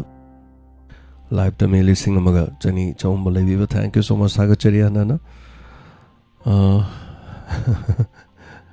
tabiriba sing magi mot aibadani khoi masen pangtha thagana baidun amore punamak yaubiriba sing hanana thagachari aduga mayamna pibirokpa comment khudimakti loina paba ngamjadrasu mayamna haibirokliba sing punamak tajari thank you so much sangming pau thagachari nungsina hodokpada live yawa phangjari ngasidi nong chorokpada mikap se khara thongnarakhiba jani yam numaijai nongna mai morong khara di dum phadi phan gani haibabu mafam matam chadana chuba kanglam chadana chuba nong koi bigi tilau maru mayam do nong chotlandana pumbandoi ni hoji alu angang ba dagi alu tan gadam matam na nong chu sanbiram ni alu ngai loi namak sing jangdoi ni nomi singi de awabani oidori se aduga wana sing saijaraga mana masing tumkhala leiba sing na nong na loina sarak sarada ababa nong nate tariba nong se nang ni na sei da hai bai wan thank you so much abai khangamam thank you ma'am nong se ga chana bai sei makhudol tamjabani lusin jana bahona jage ma'am jawbiri ba sing tek da kaidane khoi ngasi thengnari ba sigumna hayeng su thengnamina si aduga sajenta thagachari advertise na kaubasu tajaudri okay YouTube yenge de advertise la piramgani advertise to dum paisa ne haitare khoi da siki guma makhai guma siki guma lai ado khoina la han badin nate YouTube na tawrei ni mana kain ma mai long format chida mi amada yam dar bada advertise ani ohum tahoge na khandai ne ado mi yam dar lising contract ka yeng bikan da khoi da sigi series na khoi da lising ama ni pirakadoi ne aduduna ne khoina muk tolo phangjari sin aduna ne ba khoina muk hona jaba ngamjari ba tawjari ba mayams thamoi seng na dum hajuk to jari mayam ta na thagachari mayam panamok yaubiri ba sing aduga anytime mayam khoi gi number dum makha da cheli sini cheli ba number sing dagi dum khoi da suggestion to bining ba soiba tak bining ba to warning da ba hayaning da ba ꯑꯗꯨꯒ ꯊꯥꯒꯠꯄꯤꯅꯤꯡꯕ ꯆꯩꯕꯤꯅꯤꯡꯕ ꯉꯥꯡꯕꯤꯅꯤꯡꯕ everything ꯂꯣꯏꯅꯃꯛ ꯇꯧꯕꯤꯌꯨ ꯄꯨꯟꯅ ꯑꯗꯨꯝ ꯆꯠꯃꯤꯟꯅꯁꯤ ꯉꯁꯤ ꯇꯥꯡ 15ꯅꯤ ꯇꯥꯡ 19ꯗ ꯂꯩꯈꯤꯗ꯭ꯔꯕ ꯑꯩꯈꯣꯏꯒꯤ ꯃꯦꯝꯕꯔ ꯑꯃ ꯍꯥꯏꯇꯥꯔꯦ ꯑꯩꯈꯣꯏꯗ ꯔꯦꯗꯤꯑꯣ ꯇꯥꯕ ꯌꯥꯎꯕꯤꯔꯝꯕ ꯑꯗꯨꯒ ꯃꯁꯥ ꯀꯦꯟꯁꯔ ꯅꯥꯔꯛꯈꯤꯕ ꯃꯥꯒꯤ ꯂꯩꯈꯤꯗꯕꯒꯤ ꯍꯥꯏꯇꯥꯔꯦ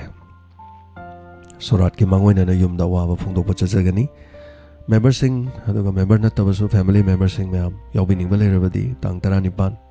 ꯀ꯭ꯋꯥꯁꯤꯐꯥꯏꯗ ꯌꯥꯎꯕꯤꯌꯨ ꯑꯗꯨꯒ ꯌꯥꯎꯕꯤꯗ꯭ꯔꯒꯁꯨ ꯑꯗꯣꯝꯅ ꯆꯤꯟꯕ ꯂꯩꯔꯒꯁꯨ ꯁꯄꯣꯔꯠ ꯇꯧꯕꯤꯌꯨ ꯍꯌꯦꯡ ꯚꯤꯗꯤꯑꯣ ꯃꯇꯦꯛ ꯑꯃ ꯅꯝꯃꯀꯥꯟꯗ ꯑꯗꯨꯝ ꯎꯍꯟꯖꯔꯛꯀꯦ ꯑꯗꯨꯒ ꯉꯁꯤ ꯑꯩꯈꯣꯏ ꯍꯤꯡꯃꯤꯟꯅꯔꯤꯕ ꯃꯌꯥꯝ ꯍꯥꯏꯕ ꯇꯥꯏ ꯅꯣꯡꯃꯗꯤ ꯂꯣꯏꯅ ꯃꯄꯨꯒꯤ ꯃꯅꯥꯛꯇ ꯆꯠꯈꯤꯒꯗꯕ ꯉꯥꯛꯇꯅꯤ ꯑꯗꯨꯅ ꯂꯩꯈꯤꯗ꯭ꯔꯕꯒꯤꯗꯃꯛ ꯂꯩꯍꯧꯔꯤꯕꯅ ꯅꯤꯡꯁꯤꯡꯕ ꯍꯥꯏꯕꯁꯦ ꯇꯧꯐꯝ ꯊꯣꯛꯄꯅꯤ ꯑꯁꯤꯒꯤꯗꯃꯛꯇꯗꯤ ꯃꯇꯥꯡ ꯑꯁꯤꯗ ꯂꯣꯏꯁꯤꯟꯖꯕ ꯌꯥꯕ ꯂꯧꯖꯔꯤ ꯏꯃꯥ ꯂꯩꯕꯥꯛꯅ ꯌꯥꯏꯐꯔꯦ ꯁꯅꯥ ꯂꯩꯕꯥꯛꯅ ꯌꯥꯏꯐꯔꯦ ꯄꯨꯝꯅꯃꯛꯄꯨ ꯈꯨꯔꯨꯝꯖꯔꯤ